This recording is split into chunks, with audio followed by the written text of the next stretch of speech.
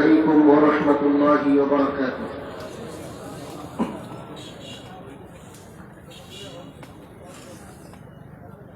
الحمد لله رب العالمين الذي كتب عليك القتال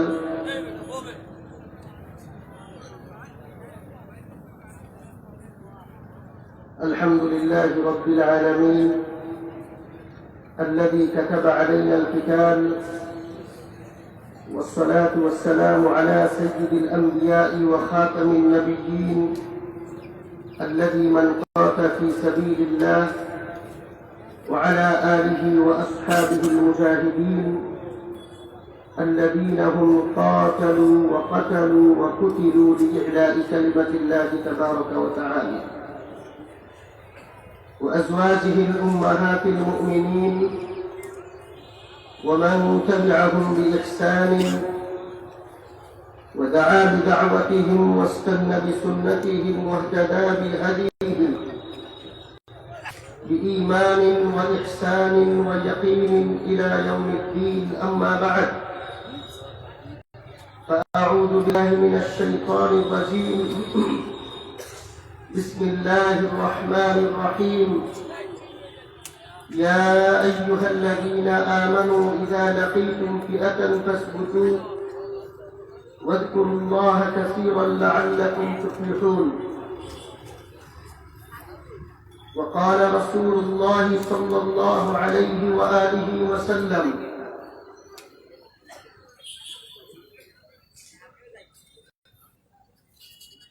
قل ربي الله ثم استقم. وقال عز وجل في وقال رسول الله صلى الله عليه وسلم: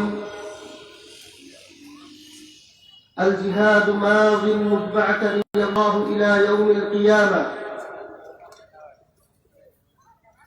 لا يبطله جو جائر ولا عدل عادل، أو كما قال عليه الصلاة والسلام: سبحانك لا علم لنا إلا ما علمتنا إنك أنت العليم الحكيم.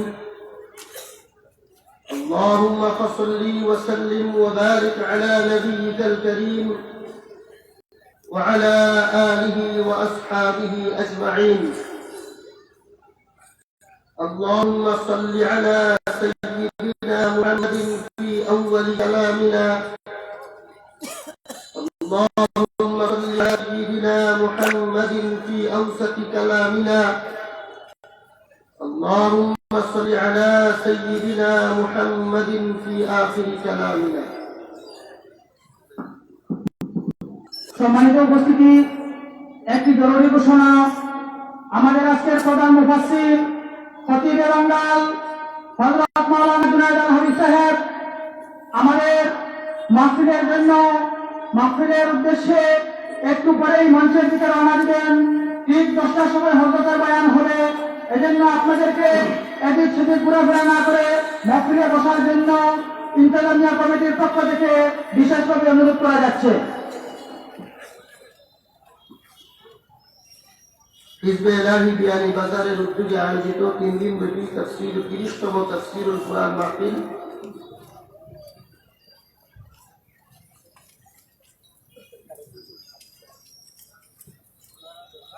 আজকের প্রথম দিনের শেষ অধিবেশন। মুহতারাম সভাপতি হযরত উলামায়ে কেরাম, এলাকার সর্বস্তরের মুসলমান ভাইরা, পর্দার অন্তরালে অবস্থানরত অত্যন্ত শ্রদ্ধেয় মা ও বোনেরা, সর্বপ্রথম আল্লাহ রব্বুল আলামিনের দরবারে শুকরিয়া আদায় করি। আল্লাহ রব্বুল আলামিন আমাদেরকে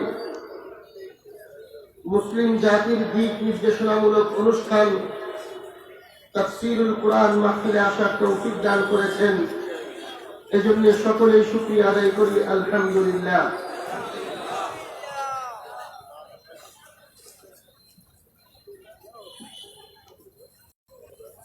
দুনিয়াতে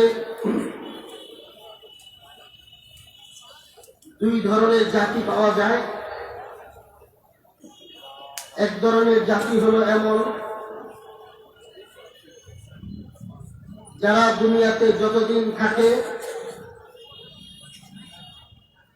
একটি নির্দিষ্ট উদ্দেশ্যকে সামনে রেখে জীবনযাপন করে। জীবনের একটা মাকসাদ থাকে, একটা উদ্দেশ্য থাকে। এই জাতির একদম সাধারণ শ্রেণী থেকে নিয়ে উচ্চ শ্রেণী পর্যন্ত জাতীয় ওই মাকসাদকে সামনে রেখে সকলেই তার ব্যক্তিগত যত কাজ যাই করে না করে জীবনের সব কিছুর মূল লক্ষ্য রাখে তাদের জাতীয় ওই মাকসাদ, ওই উদ্দেশ্য রাখে। আরেক ধরনের জাতি পাওয়া যায় যাদের জীবনে কোনো মৌলিক লক্ষ্য এবং উদ্দেশ্য নাই। দুনিয়াতে জন্মগ্রহণ করার পরে সিস্টেম অনুযায়ী বড় হয়, একটা সময় আরেকটু বড় হলে কর্মজীবনে লিপ্ত হয়।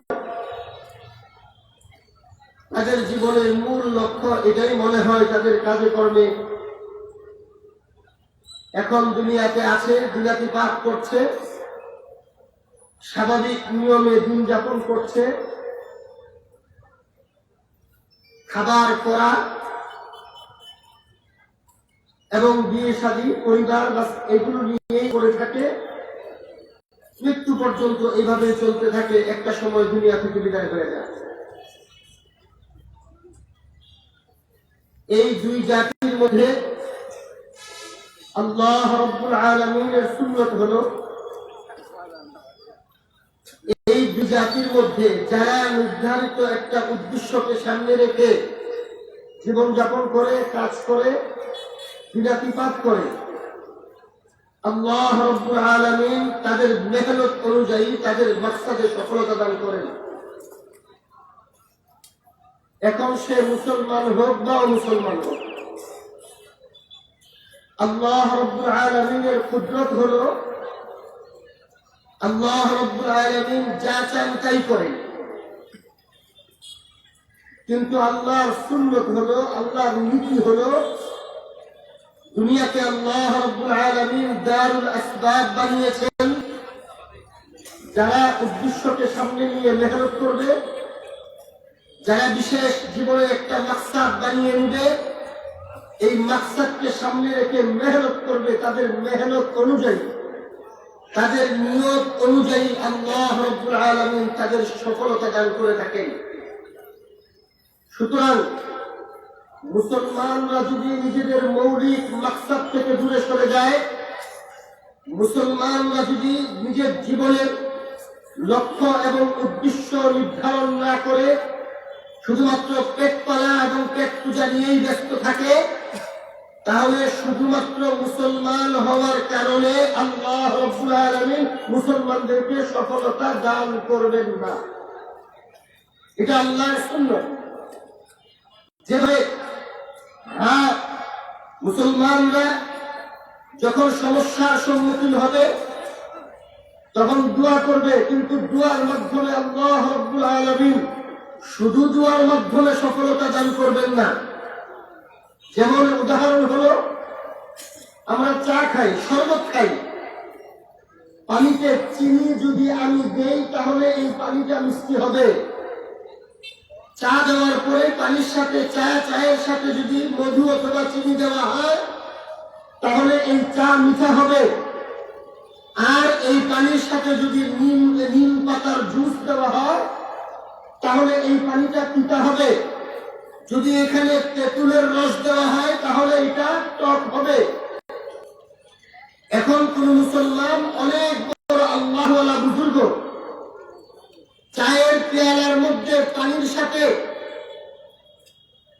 তেঁতুলের জুস দিয়ে যদি আল্লাহর কাছে দোয়া করে, আল্লাহ আমার এই চাটাকে মিষ্টি বানিয়ে দেন, আল্লাহর কুদরত আছে, আল্লাহর কুদরত আছে। তেঁতুলের জুস দেওয়ার পরেও এই পানিটা মিষ্টি হবে, এটা আল্লাহর কুদরত আছে। এটাই আমাদের ইমান এবং বিশ্বাস। কিন্তু আল্লাহর সাধারণ নিয়ম এবং নীতি হলো তেঁতুলের জুস দিলে টক হবে, নিমের জুস দিলে তিতা হবে, আখের জুস দিলে মিষ্টি হবে। এখানে মিষ্টি না দিয়ে তিতা পদার্থ দিয়ে দোয়া করলে সেই দোয়া আল্লাহ রাব্বুল আলামিন কবুল করবেন না। আল্লাহর কুদরত আছে মুজিজাতান অথবা কেরামত হিসাবে, কখনো কখনো প্রয়োজন হলে করবেন, সেটা ভিন্ন জিনিস। কিন্তু স্বাভাবিক নিয়ম এবং রীতি হলো আল্লাহ, যদি চাকে মিঠা বানাইতে হয় তাহলে চিনি দিতে হবে, চাকে যদি মিঠা বানাইতে হয় তাহলে গুড় অথবা মধু দিতে হবে, অর্থাৎ যে কোনো মিঠা জাতীয় পদার্থ দিতে হবে। চাকে যদি তিতা বানাইতে হয় তাহলে এখানে তিতা জাতীয় পদার্থ দিতে হবে। সুতরাং এটাই হলো আল্লাহর সুন্নাত। আল্লাহ রাব্বুল আলামিন আমাদেরকে মুসলমানদেরকে নির্দেশ করেছেন, আল্লাহ রাব্বুল আলামিন আমাদেরকে দুনিয়াতে টার্গেট দিয়েছেন, মিশন দিয়েছেন, ভিশন দিয়েছেন। দুনিয়াতে আমাদের জীবন যাপনের জন্য, আমাদের প্রত্যেকটা কাজ কামের জন্য একটা উদ্দেশ্য লক্ষ্য নির্ধারণ করে দিয়েছেন। এই লক্ষ্যকে বাস্তবায়ন করার জন্য মেহনত করতে হবে। সেই লক্ষ্য কি, মাকসাদ কি, উদ্দেশ্য কি? আল্লাহ রাব্বুল আলামিন কুরআনুল কারীমের বিভিন্ন জায়গায় বিভিন্ন ভাবে উল্লেখ করেছেন। মুহাম্মদুর রাসূলুল্লাহ সাল্লাল্লাহু আলাইহি ওয়া আলিহি ওয়াসাল্লামকে আল্লাহ দুনিয়াতে কেন পাঠিয়েছেন সেই ধারাবাহিকতায় বলতে গিয়ে আল্লাহ বলেন, লিইউযহিরাহু আলা দ্বীন কুল্লি। মুহাম্মদুর রাসূলুল্লাহর মূল টার্গেট হলো দুনিয়াতে যতদিন থাকবেন এই দুনিয়াতে আল্লাহর জমিনে আল্লাহর দ্বীনকে বাস্তবায়ন করবেন, আল্লাহর জমিনে আল্লাহর একাত্মবাদকে প্রতিষ্ঠিত করবেন, আল্লাহর জমিনে আল্লাহর দ্বীনকে সামগ্রিকভাবে লিইউযহিরাহু আলা দ্বীন কুল্লি। দুনিয়াতে যত আদর্শ, যত মতবাদ, যত ধর্ম, যত তন্ত্র মন্ত্র আছে সব কিছুর উপরে ইসলামকে প্রতিষ্ঠিত করবেন। কালিমা খচিত পতাকা দুনিয়ার সমস্ত জাতীয়তাবাদ এবং তন্ত্রমন্ত্রের পতাকার উপরে লা ইলাহা ইল্লাল্লাহ মুহাম্মাদুর রাসূলুল্লাহ লেখা পতাকা উড়বে। দুনিয়ার সমস্ত তন্ত্রমন্ত্রের পতাকা নিচে থাকবে। দুনিয়ার সমস্ত জাতীয়তাবাদের পতাকা, কালিমার পতাকা নিচে থাকবে। দুনিয়ার সমস্ত ধর্মাবলম্বী দুনিয়াতে বসবাস করবে, কোনো আপত্তি নেই, কিন্তু বিজয়ী হবে ইসলাম।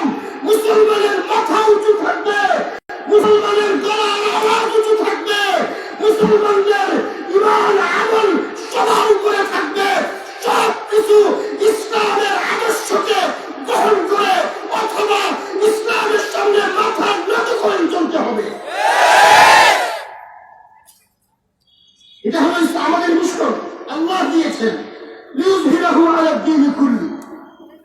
সমস্ত ধর্ম, সমস্ত আদর্শ, সমস্ত মতবাদ, সমস্ত তন্ত্রমন্ত্র, সমস্ত সংবিধান, সমস্ত জাতীয়তাবাদের মিশন, সব কিছুর উপরে ইসলামকে প্রতিষ্ঠিত করা হবে, ইসলামকে বিজয়ী করা হবে। মুফাসসিরিনে কেরাম লিখেন লিইউযহিরাহু আলা দ্বীন কুল্লি, এর অর্থ শুধুমাত্র ঈমানের ক্ষেত্রে প্রতিষ্ঠিত হবে, শুধুমাত্র আমলের দিক দিয়ে প্রতিষ্ঠিত হবে এতটুকু নয়, ইসলাম রাজনৈতিকভাবে প্রতিষ্ঠিত হবে। লিইউযহিরাহু আলা দ্বীন কুল্লি এর অর্থ হলো ইসলাম রাজনৈতিকভাবে প্রতিষ্ঠিত হবে। সমস্ত ধর্ম, আদর্শ, মতবাদ ধ্বংস করে দেওয়া হবে না। এই আয়াতের ভুল ব্যাখ্যা করা হয়। এমন কিছু আয়াত আছে কুরআনুল কারীমে যেগুলোকে যে কোনো কারণেই হোক আমরা উলামায়ে কেরাম জাতির সামনে কম আনি, যার কারণে সঠিক ব্যাখ্যা জাতির সামনে না আসার কারণে আমাদের শত্রুতাবশত তাদের মতো করে অপব্যাখ্যা করে জাতির সামনে বিভ্রান্ত সৃষ্টি করে। এর মধ্যে এটাও একটা আয়াত। তারা এই আয়াত থেকে বলতে চায় ইসলাম সমস্ত ধর্মকে ধ্বংস করে দিতে চায়। বিষয়টা এমন নয়। সব ধর্ম থাকবে, সব আদর্শ এবং মতবাদ দুনিয়াতে স্বাধীনভাবে চলবে, কোনো আপত্তি নাই, কিন্তু প্রতিষ্ঠিত হবে ইসলাম, ইসলামের নিচে সব থাকবে, কোনো আপত্তি নেই। এটা হলো আমাদের মিশন। রাসূল করিম সাল্লাল্লাহু আলাইহি ওয়া আলিহি ওয়াসাল্লামকে আল্লাহ রাব্বুল আলামিন মিশন দিয়েছেন, আল্লাহর রাসূল এই মিশনকে বাস্তবায়ন করে দেখিয়েছেন। নবী করিম আলাইহিস সালাতু ওয়াস সালাম এই মেহনতই শুরু করেছেন। আল্লাহর রাসূলের জীবনে তিনি যত মেহনত করেছেন, এগুলোকে যদি আমরা সংক্ষিপ্তভাবে বলি তাহলে আল্লাহর কোরআন বলে ইয়াতলু আলাইহিম আয়াতিহি, রাসূলের মিশন বাস্তবায়ন হবে। এটা ইসলাম রাজনৈতিকভাবে প্রতিষ্ঠিত হবে। আরেকটু ভাইয়া বললে ইসলামী সরকার হবে, আরেকটু পরিষ্কার করে বললে ইসলামী ইমারত হবে, আরেকটু পরিষ্কার করে বললে ইসলামী খেলাফত রাজনৈতিকভাবে এবং রাষ্ট্রীয়ভাবে প্রতিষ্ঠিত থাকবে। এটা ইসলাম চায়। এই খেলাফত বাস্তবায়নের জন্য, ইসলামী ইমারত বাস্তবায়নের জন্য, রাজনৈতিকভাবে রাষ্ট্রীয়ভাবে ইসলামকে প্রতিষ্ঠিত করার জন্য, বিচার ব্যবস্থা ইসলাম প্রতিষ্ঠিত থাকবে। আল্লাহর কোরআনের বিচার ব্যবস্থার বাহিরে কারো দুনিয়ার যেই হোক না কেন, কারো বানানো বিচার ব্যবস্থা আল্লাহর কোরআনের বিচার ব্যবস্থার উপরে চলতে পারে না। এটা হলো ইউজিরা হওয়ার দিনে করবে বিচার চলবে আল্লাহ যেভাবে বলছেন সেভাবে। আল্লাহ রাব্বুল আলামিন যে অপরাধের শাস্তি যা বর্ণনা করেছে, কোরআন যে অপরাধের শাস্তি যা বলেছে, কোরআনের এই শাস্তির বিধান বাস্তবায়ন হবে। কোরআনের শাস্তির বিধানের বাহিরে কোন শাস্তির বিধান দুনিয়ার কোন অঞ্চলে চলে না। সমস্ত দুনিয়ায় ইসলামকে এইভাবে প্রতিষ্ঠিত করাকে লিইউযহিরাহু আলা দীনি কুল্লিহি বলা হয়। হে আমার প্রিয় ভাইরা, এই আদর্শ, এই মিশনকে বাস্তবায়নের জন্য আল্লাহ রাব্বুল আলামিন বলেন রাসূলকে দায়িত্ব দেওয়া হয়েছে ইয়াতলু আলাইহিম আয়াতিহি।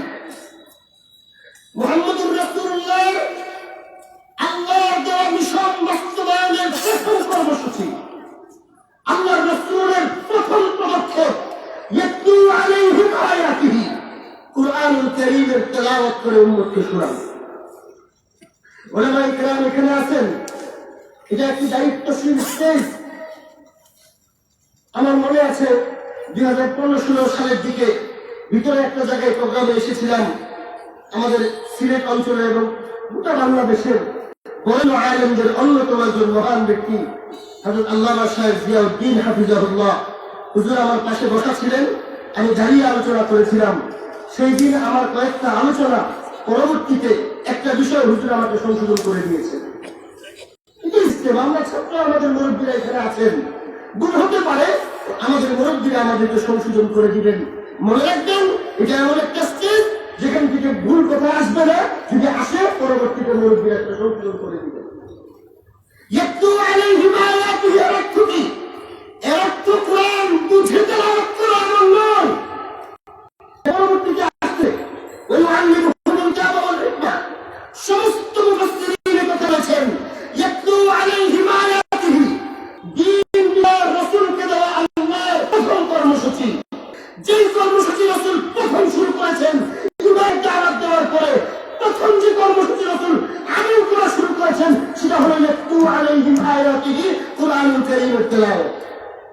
এই আমলের জন্য, এই কর্মসূচির জন্য কোরআন তেলাওয়াত বুঝে করা না বুঝে করা এর কোনো শর্ত নেই। তেলাওয়াতে কোরআন বুঝে করলেও যেমন সওয়াব, না বুঝে করলেও সওয়াব। হ্যাঁ, একজন মুসলমান হিসাবে কোরআনুল কারীমকে বুঝতে হবে, শিখতে হবে। সেটা আল্লাহ তাআলা পরবর্তী কর্মসূচি স্বতন্ত্রভাবে দিয়েছেন, কিন্তু প্রথম বলেছেন ইয়াতলু আলাইহিম আয়াতিহি। আজ আমরা সারা দুনিয়াতে ইসলাম মোটামুটি 100 বছর যাবৎ খেলাফত শূন্য। সারা দুনিয়াতে আমাদের শত্রুরা ইসলামকে ধ্বংস করার জন্য উঠে পড়ে লেগেছে। এই অবস্থায় 100 বছর পর আবার নতুন করে বিভিন্ন অঞ্চলে ইসলাম বিরোধী অপশক্তিগুলোর পরাজয় আমরা দেখতে শুরু করেছি। ধাপে ধাপে মুসলমানদের বিজয় গোটা দুনিয়াতে বিভিন্ন অঞ্চলে শুরু হয়েছে।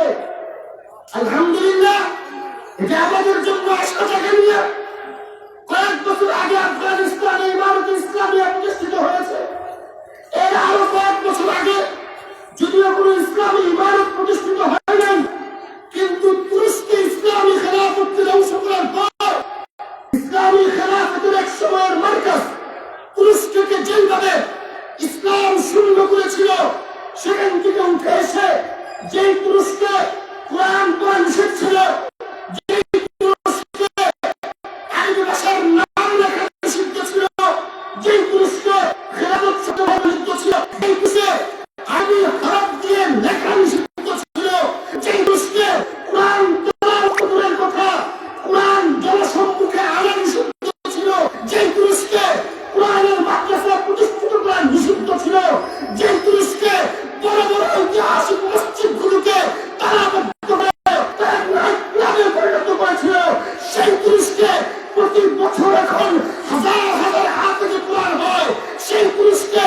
ঐতিহাসিক আয়া সুফিয়া মসজিদে আবার নামাজ হচ্ছে, সেই তুরস্কে মুসলমানরা আবার ইসলামের দিকে আসছে, সেই তুরস্কে তুরস্কের রাষ্ট্রপ্রধান নতুন করে আবার কিছু কিছু করে ইসলামের কথা বলছেন।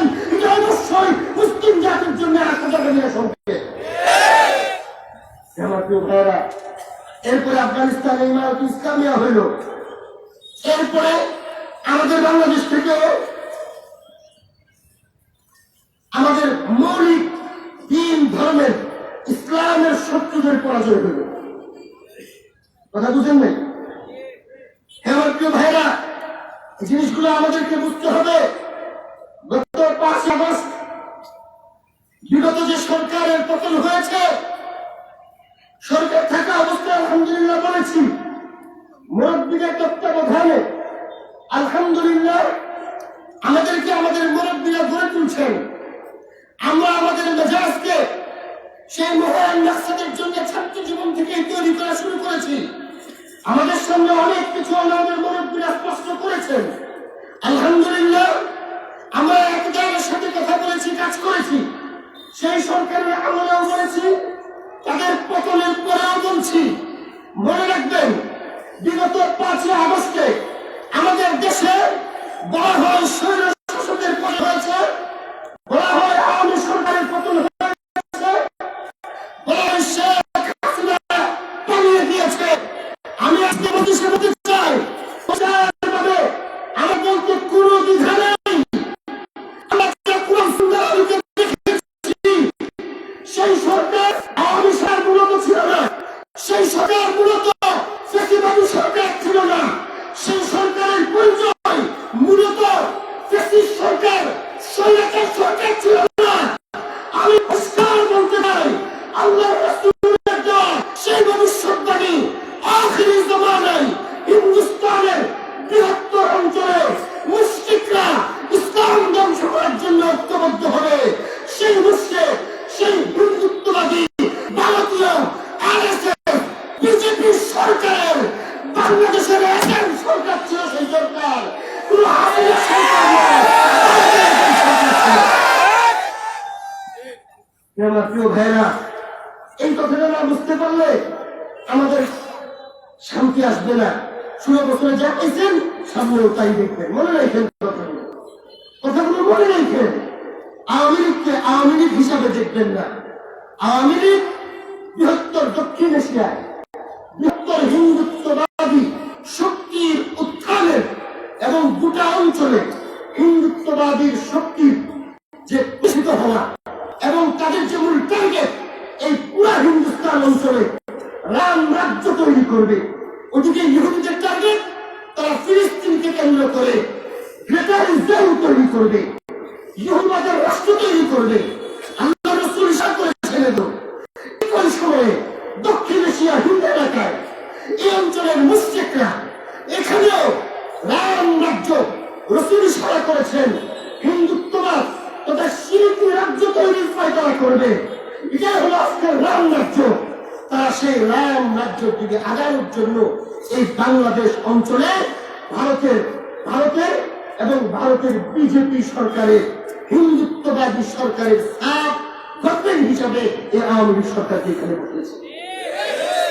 এবং হাসিনার পতন নয়, মূলত ভারতের হিন্দুত্ববাদের পতন। যার কারণে আপনারা দেখছেন, হাসিনা এই দেশ থেকে চলে যাওয়ার পর ভারত সবচেয়ে বেশি খেলছে ভারত।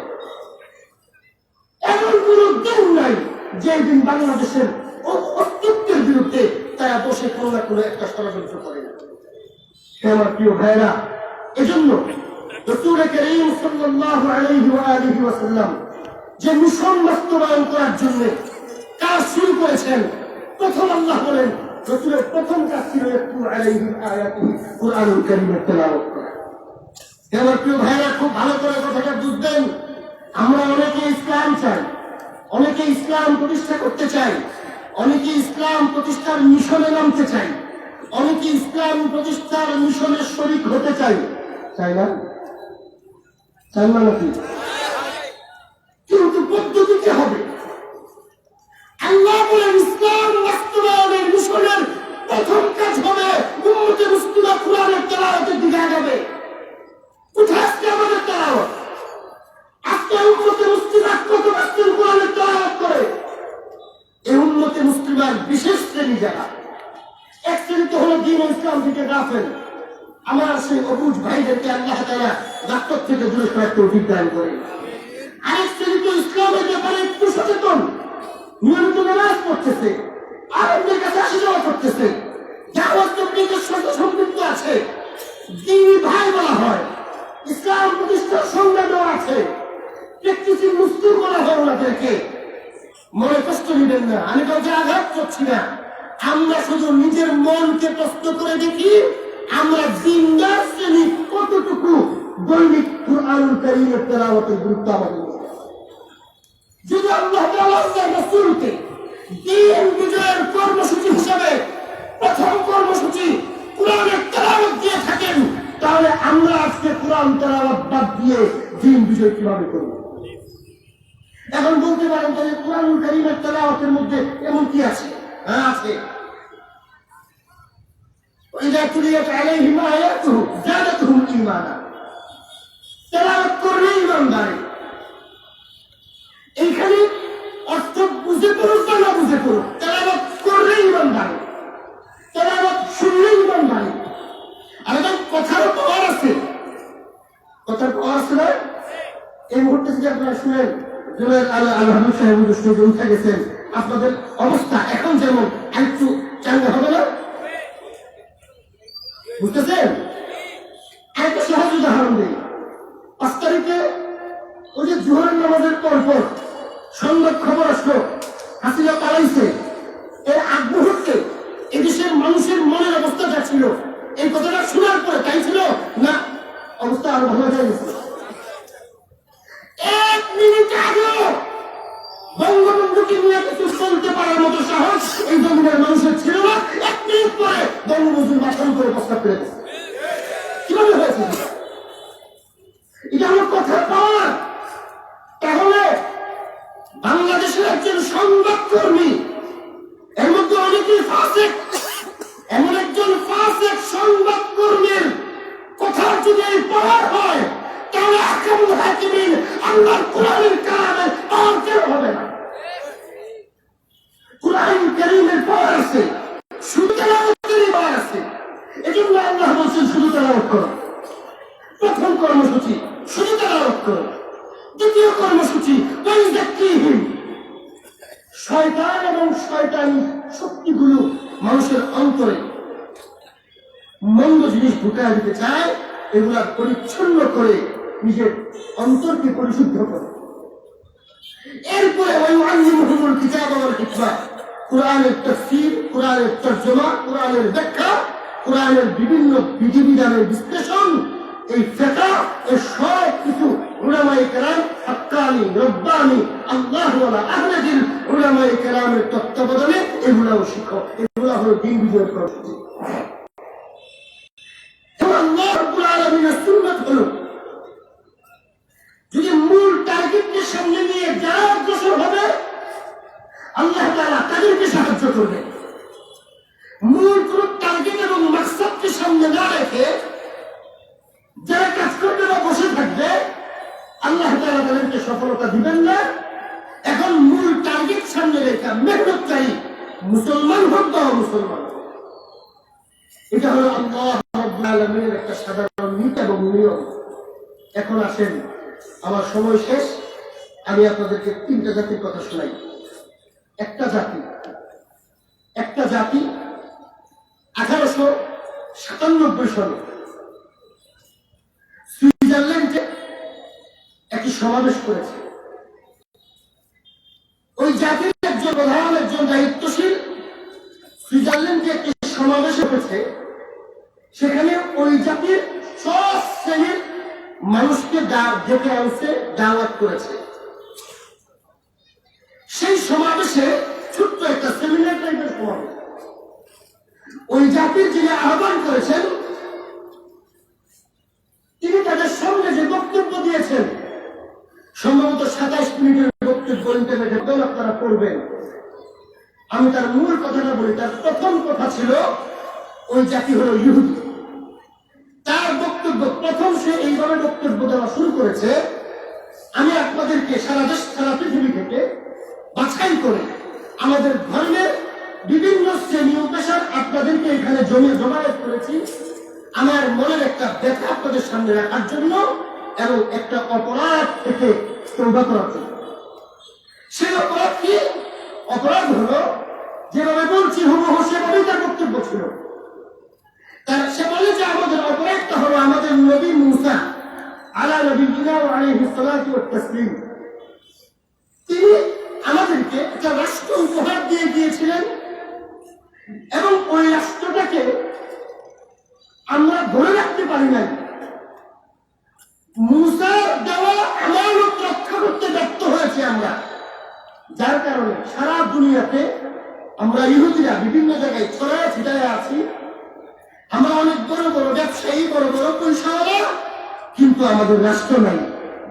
এই জন্য আজকে আমার ইচ্ছা আপনাদেরকে নিয়ে আমি তওবা করব সেই অপরাধ থেকে, এবং আজকে প্রতিজ্ঞা করব আমাদের মূল একটা টার্গেট হবে পৃথিবীর জমিনের কোন একটা অংশে আমরা ইহুদি রাষ্ট্র তৈরি করব। ঘটনা হলো 1897 সালে, ঠিক 50 বছর পরে, সমান 50 বছর পরে 1948 সালে তারা ইসরায়েল রাষ্ট্রের গোড়াপত্তন করে। এবং 1897 সালের সেই থিওডর হাজেলের সেই গণতওবা যে প্রোগ্রাম ছিল, সেই প্রোগ্রামে তার 27 মিনিটের বক্তব্যের পরে একজন করে বক্তব্য দেওয়া শুরু করলো। এর মধ্যে পৃথিবীর সবচেয়ে বড় পয়সাওয়ালা সিগারেট ব্যবসায়ী তিনিও ছিলেন, মাল্টিন্যাশনাল কোম্পানির বড় বড় মালিকরা ছিল, সেই শেয়ার হোল্ডাররা ছিল, এবং একদম সাধারণ নাগরিকরা পর্যন্ত ছিল, সম্ভবত একজন মুফতিও ছিল।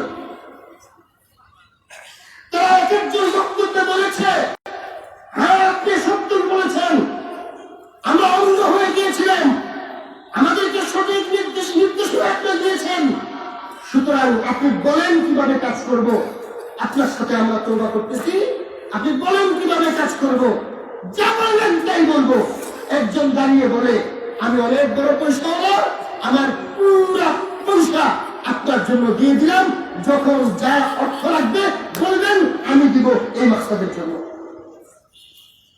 উকিল ব্যারিস্টাররা দাঁড়ালো, আমরা সারা দুনিয়াতে বিচারের যদি কোনো মামলা করে কোনো কাজ করতে হয় এই মাকসাদের জন্য, যদি কোনো কাজ করতে হয় সেটা আমরা করব। রাজনীতিবিদ বললেন যে আমরা রাজনীতিবিদ, আমরা দুনিয়াতে আন্তর্জাতিক রাজনীতির সাথে সম্পৃক্ত, এতদিন আমরা আমাদের ব্যবসা বাণিজ্যের জন্য রাজনীতি করেছি, আজকে সেই রাজনীতি হবে আমাদের রাষ্ট্র তৈরির জন্য। আপনি নির্দেশনা দেন, সেভাবেই কাজ করব। এক একটা স্থানীয় পেশার মানুষ দাঁড়িয়ে দাঁড়িয়ে তার সামনে তওবা করে, আর সেই মূল মাকসাদ ইহুদি রাষ্ট্র গ্রেটার ইসরায়েল বানানোর জন্য ওয়াদাবদ্ধ হয়। আমরা আমাদের শরীয়তের ভাষায়, আমরা আমাদের ধর্মীয় ভাষায় যাকে বায়াত বলি, ইহুদিরা থিওডর হাজেলের সাথে তার হাতে একটা ইহুদি রাষ্ট্র বানানোর জন্য 1897 সালে বায়াত গ্রহণ করে 1948 সালে তারা রাষ্ট্র তৈরি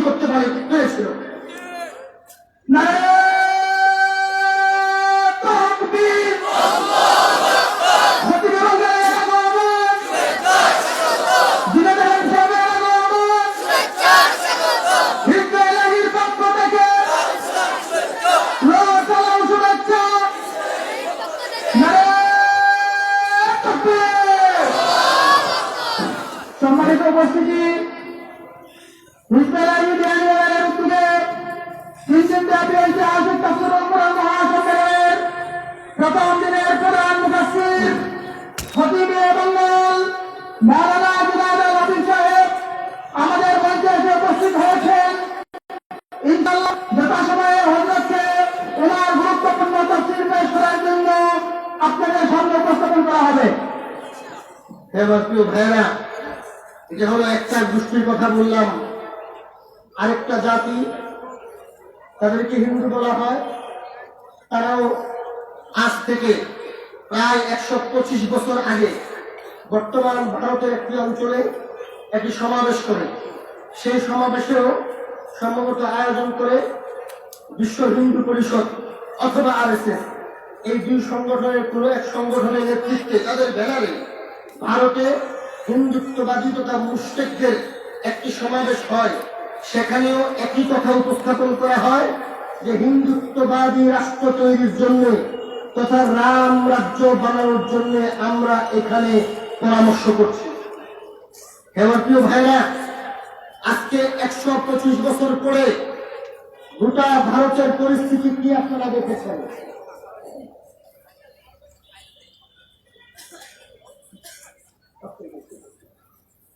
হুজুর চলে এসেছেন, আমি একদম অল্প সময়ের মধ্যে শেষ করে দিব।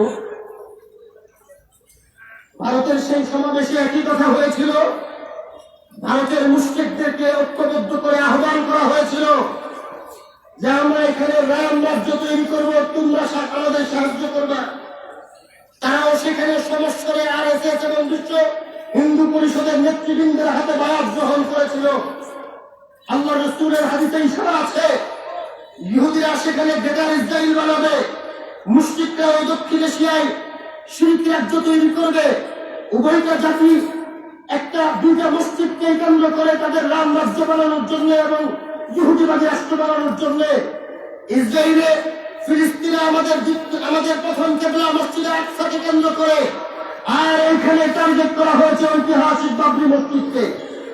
প্রিয় ভাইরা, বাবরি মসজিদ 1667 প্রতিষ্ঠিত হওয়ার পর 1949-এর 22 ডিসেম্বর এশার নামাজ পর্যন্ত এক ওয়াক্ত নামাজও কাজা হয় নাই। 1949-এর 22 ডিসেম্বর রাত্রিবেলায় মসজিদের ভিতরে একটা মূর্তি রাখা হয়। ফজরের আজান দিতে আসলে মূর্তি দেখে মুসলমানরা খেপে যায়। সেখান থেকে মসজিদকে পরের দিন রাষ্ট্রীয়ভাবে তালাবদ্ধ করা হয়। সেটার মামলা এখনো নিষ্পত্তি হয় নাই। 92 সালে অন্যায়ভাবে হিন্দুত্ববাদী সন্ত্রাসীরা মাটির সাথে গুলিয়ে দেয়। 32 বছর পরে এই বছরের জানুয়ারি 23 তারিখে 22 তারিখে রাম রাজ্য বানানোর প্রধানতম উদ্দেশ্য হিসাবে রাম মন্দির উদ্বোধন করা হয়। রাম মন্দিরে রামের মূর্তি স্থাপন করা হয়। রামের মূর্তির উপরে বিশেষ ইবাদতের মাধ্যমে বিশেষ রূহ দেওয়া হয়। তাদের ধর্ম বিশ্বাস অনুযায়ী সেই রূহ দিয়ে রামকে শক্তিশালী করবে। রামের থেকে সেই শক্তি সঞ্চয় করে বাংলাদেশ, পাকিস্তান, আরাকান এবং আফগানিস্তানের বিশাল অঞ্চল সহ পাকিস্তান সহ গোটা অঞ্চলে রাম রাজ্য তৈরি করার স্বপ্ন দেখে তারা সেই 125 বছর যাবৎ কাজ করে যাচ্ছে। যত দিন সামনে যাচ্ছে ততই তারা তাদের বাক্সাদের দিকে দৌড়াচ্ছে, ততই তারা তাদের বাক্সাদের দিকে নিজের জান মাল সব কুরবানি করছে। আল্লাহ রাব্বুল আলামিন এর ফয়সালা হলো যারা মাকসাদকে সামনে নিয়ে মেহনত করবেন তাদেরকে সফলতা দিবেন। মাকসাদকে সামনে নিয়ে ইহুদিরা মেহনত শুরু করেছে, আল্লাহ তাদেরকে সফলতা দিয়েছেন, দিচ্ছেন। হিন্দুত্ববাদীরাও এক মাকসাদকে সামনে নিয়ে তারা মেহনত করছে। মনে হচ্ছে সফলতা আল্লাহ দিচ্ছেন। কেন দিচ্ছেন?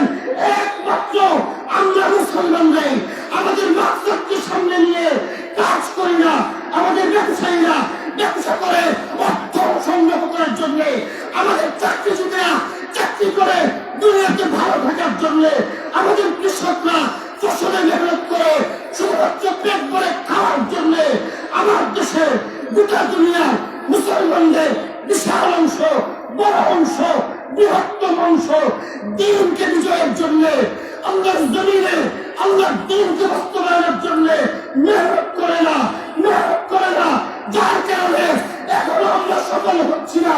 তবে আশার বাণী হচ্ছে কোথাও কোথাও মুসলমানরা যে কথা শুরু করেছে, এক মাকসাদ, এলাই কালিমাতুল্লাহ, এক মাকসাদ, ইউযহিরাহু আলা দ্বীনি, সেই মাকসাদকে সামনে নিয়ে যখন তালেবান অগ্রসর হয়েছে, আল্লাহ বিজয় দিয়েছেন। সেই মাকসাদ সামনে নিয়ে যখন সিরিয়ান মুজাহিদিন অগ্রসর হয়েছে, আল্লাহ বিজয় দিচ্ছেন। ইনশাআল্লাহ আমরা বাংলাদেশের মুসলমানরা এবং এই বৃহত্তর ভারতীয় মুসলমানরা যদি আল্লাহ একত্ববাদের উপরে জমে যেতে পারি, যদি আমরা আল্লাহর দ্বীন বাস্তবায়নের জন্য উলামায়ে উম্মতের মেহনতে, উলামায়ে উম্মতের নেতৃত্বে যদি সংঘবদ্ধ হয়ে এক মাকসাদের জন্য, জান মান কুরবানির জন্য মাঠে ময়দানে কাজ করতে পারি, ইনশাআল্লাহ সুবহান ইনশাআল্লাহ আল্লাহ তাআলা অবশ্যই আমাদেরকে বিজয় দান করবে।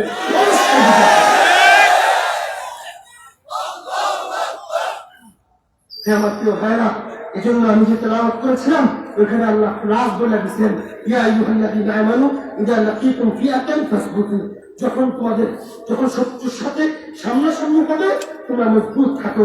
মজবুত থাকার অর্থ কি? আগে থেকে প্রস্তুতি নাও। এজন্য আল্লাহ বলেন হারিজুল মুমিনিনা আলাল কিতাল। উম্মতকে অনিবার্য হিন্দু মুসলিম সংঘর্ষ, ঐতিহাসিক অনিবার্য যুদ্ধ হবে।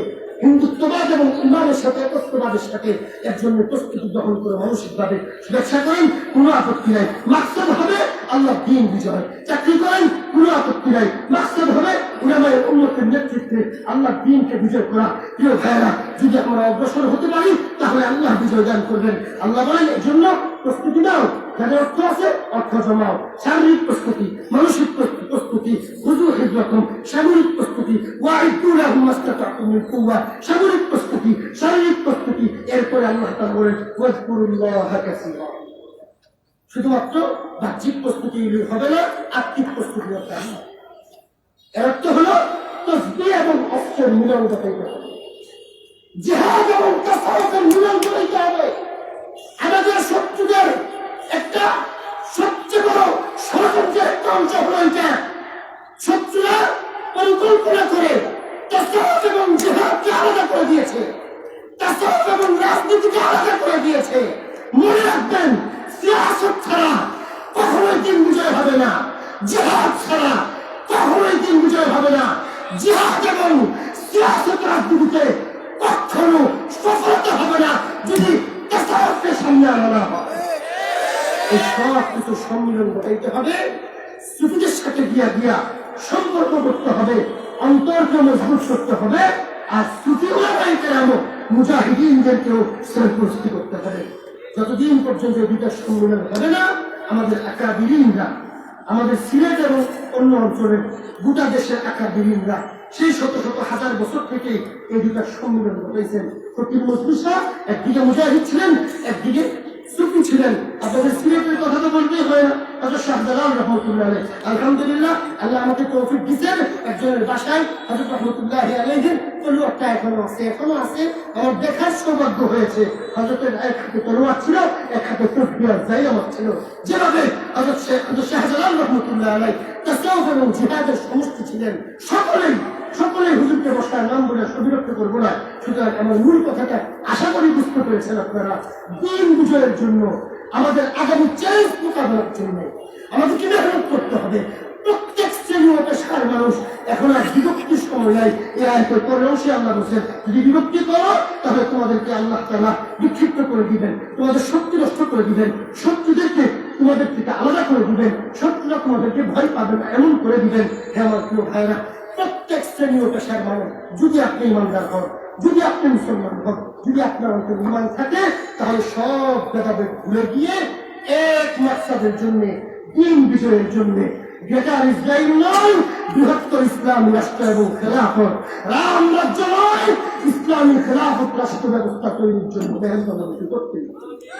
এবং সেই মেহনতের জন্য কোরআনের তেলাওয়াত, জিকির, দুরূদ শরীফ, জিহাদ, তাসাউফের সম্মিলন, উলামায়ে কেরামের নেতৃত্বে যদি হয়, ইনশাআল্লাহ আগামীতে বিজয় আমাদের, বিজয় মুসলমানদের। তবে ইসলামের বিজয় অবশ্যই হবে, আমাকে সাথে নিয়ে হবে না হবে, সেটা আমাকে ভাবা উচিত। আল্লাহ রাব্বুল আলামিন ঐতিহাসিক সেই বিজয়ে আমাকে, আমাদের সকলকে সাথে থাকার তৌফিক দান করুন। আমিন। ওয়া আখিরু দাওয়ানা আলহামদুলিল্লাহি রাব্বিল আলামিন। ওয়াসসালামু আলাইকুম ওয়া রাহমাতুল্লাহি ওয়া বারাকাতুহু।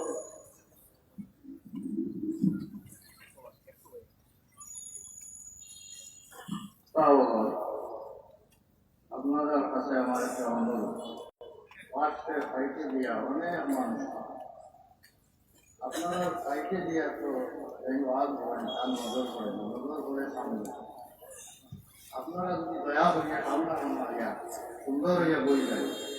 এখন যে হজরতের বয়ান হইল দিবে বান্দা হজরত মৌলানা আল্লামা জুনেদ আহমদ, জুনেদ আহমদ, জুনেদ আল হাবিব সাহেব জানি আজকে বাংলাদেশও রাজপথ পাবানো অবস্থা।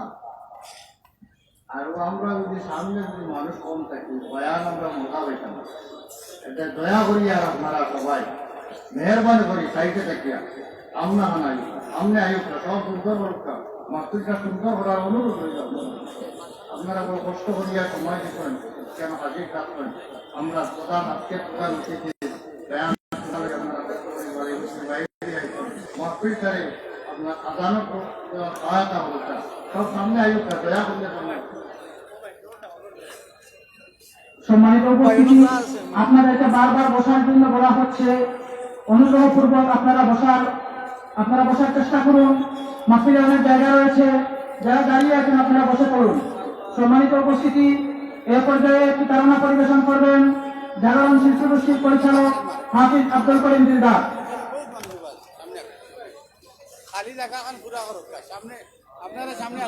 আসসালামু আলাইকুম ওয়া রাহমাতুল্লাহি ওয়া বারাকাতুহু। মোহতারাম হাজিরিন, মুজাহিদে মিল্লাত খতিবে বাঙ্গাল আল্লামা জুনায়েদ আল হাবিব দামাত বারাকাতুহু মঞ্চে উপস্থিত। তাতে আপনারা খুশি না বেজার? যদি সত্যি খুশি হয়ে থাকেন তাহলে খুশির আওয়াজ দিয়ে জুড়ে ফিরে আরেকবার একটু জাগ্রত হয়ে জুড়ে ফিরে একটা তাকবীর দিতে হবে। পারবেন তো ইনশাআল্লাহ?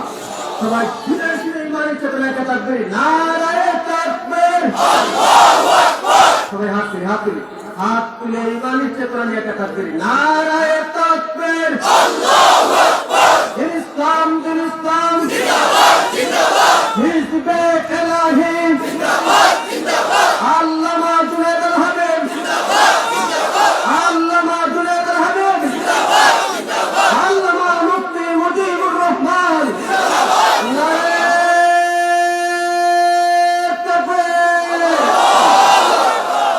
মুসলমান তোর ইমানি একশনটা চালাম, ইসকনের আস্তানাতে আগুন জ্বালা আগুন জ্বালা।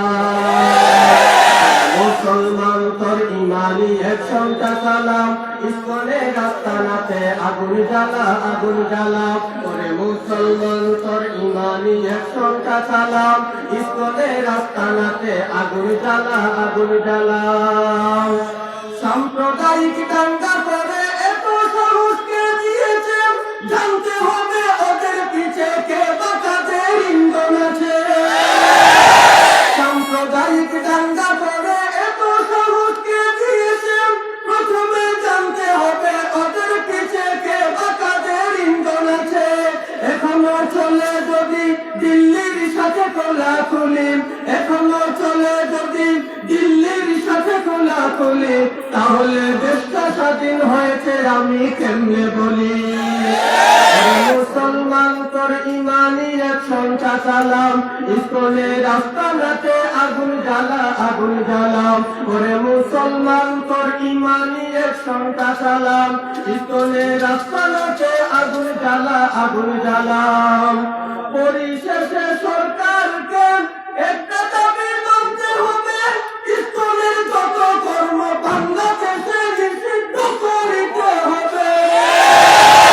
পরিশেষে সরকারকে একটা দাবি মানতে হবে, ইসকনের যত কর্ম বাংলাদেশে নিষিদ্ধ করিতে হবে। চিহ্নিত করতে হবে দিল্লির যত খেলাধুলা, চিহ্নিত করতে হবে দিল্লির যত খেলাধুলা। ওদেরকে ধরে ধরে বস্তা ভরে বঙ্গোপসাগরে ফেলা। মুসলমান তোর ইমানি একশনটা চালাম, ইসকনের আস্তানাতে আগুন জ্বালা আগুন জ্বালা। ওরে মুসলমান তোর ইমানি একশনটা চালাম, ইহুদির আস্তানাতে আগুন জ্বালা আগুন জ্বালা। ওরে মুসলমান তোর ইমানি একশনটা চালা, ইসকনের আস্তানাতে ذو الجلال সম্মানিত উপস্থিতি হিজবে ইলাহি বিয়ানীবাজারের উদ্যোগে 3 দিন ব্যাপী ঐতিহাসিক তাফসীরুল কুরআন মহাসম্মেলনের প্রথম দিনের শেষ অধিবেশনে মানবতার মুক্তির সনদ মহাগ্রন্থ আল কোরআন থেকে গুরুত্বপূর্ণ তাফসীর পেশ করবেন দেশ জাতির মুফাসসিরে কোরআন কারানি জাতির বন্ধু মালিমেদ্দিন খতিবে বাঙ্গাল মাওলানা জুনায়েদ আল হাবিব সাহেব ঢাকা মাওলানা জুনায়েদ আল হাবিব সাহেব ঢাকা হযরতে তাফসীরের বিষয় হচ্ছে খতমে নবুয়ত ও কাজ্জালি ফিতনা সূরা আহজাব আয়াত 39 হযরতকে ওনার নির্ধারিত বিষয়ের উপর গুরুত্বপূর্ণ তাফসীর পেশ করার জন্য হিজবে ইলাহি বিয়ানীবাজারের পক্ষ থেকে সবিনয় অনুরোধ করছি।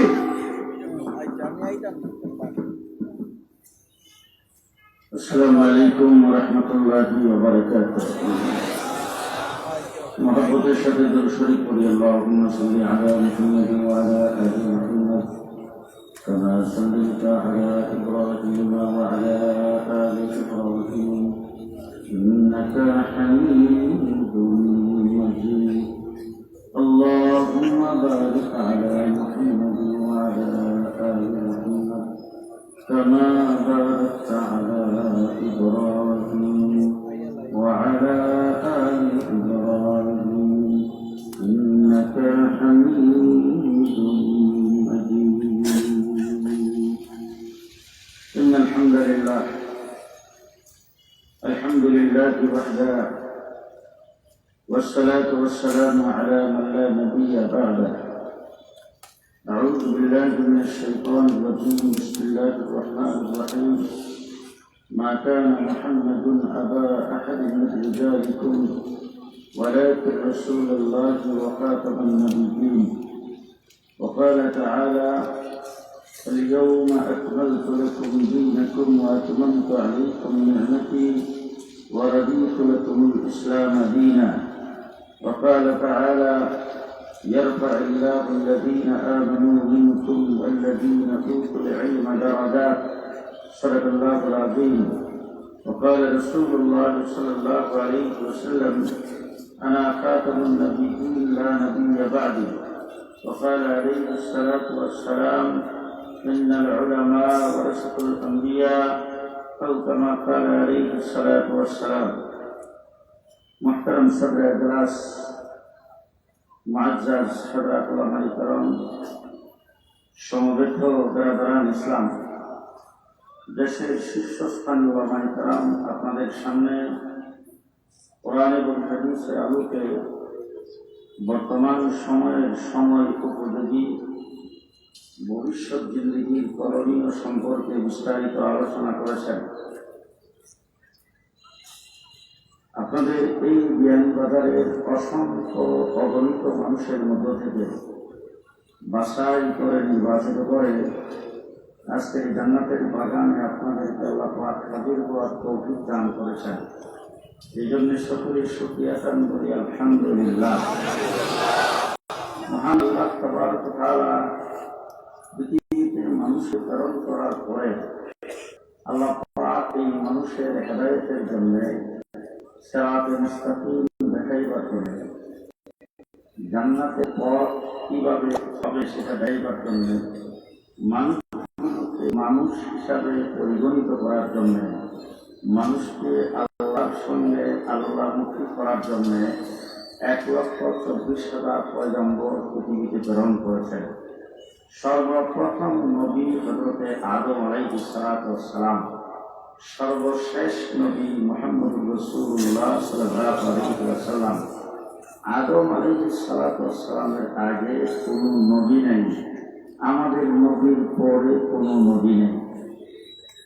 আমাদের নবী মুহাম্মদুর রাসূলুল্লাহ সাল্লাল্লাহু আলাইহি ওয়াসাল্লাম বলেন, সৃষ্টি জগতের মকসুদ উদ্দেশ্য রাসূলুল্লাহ সাল্লাল্লাহু আলাইহি ওয়াসাল্লাম একজন ব্যক্তি রাসূলুল্লাহ সাল্লাল্লাহু আলাইহি ওয়াসাল্লামকে প্রশ্ন করেছেন, হুজুর আপনি নবী হইলেন কবে?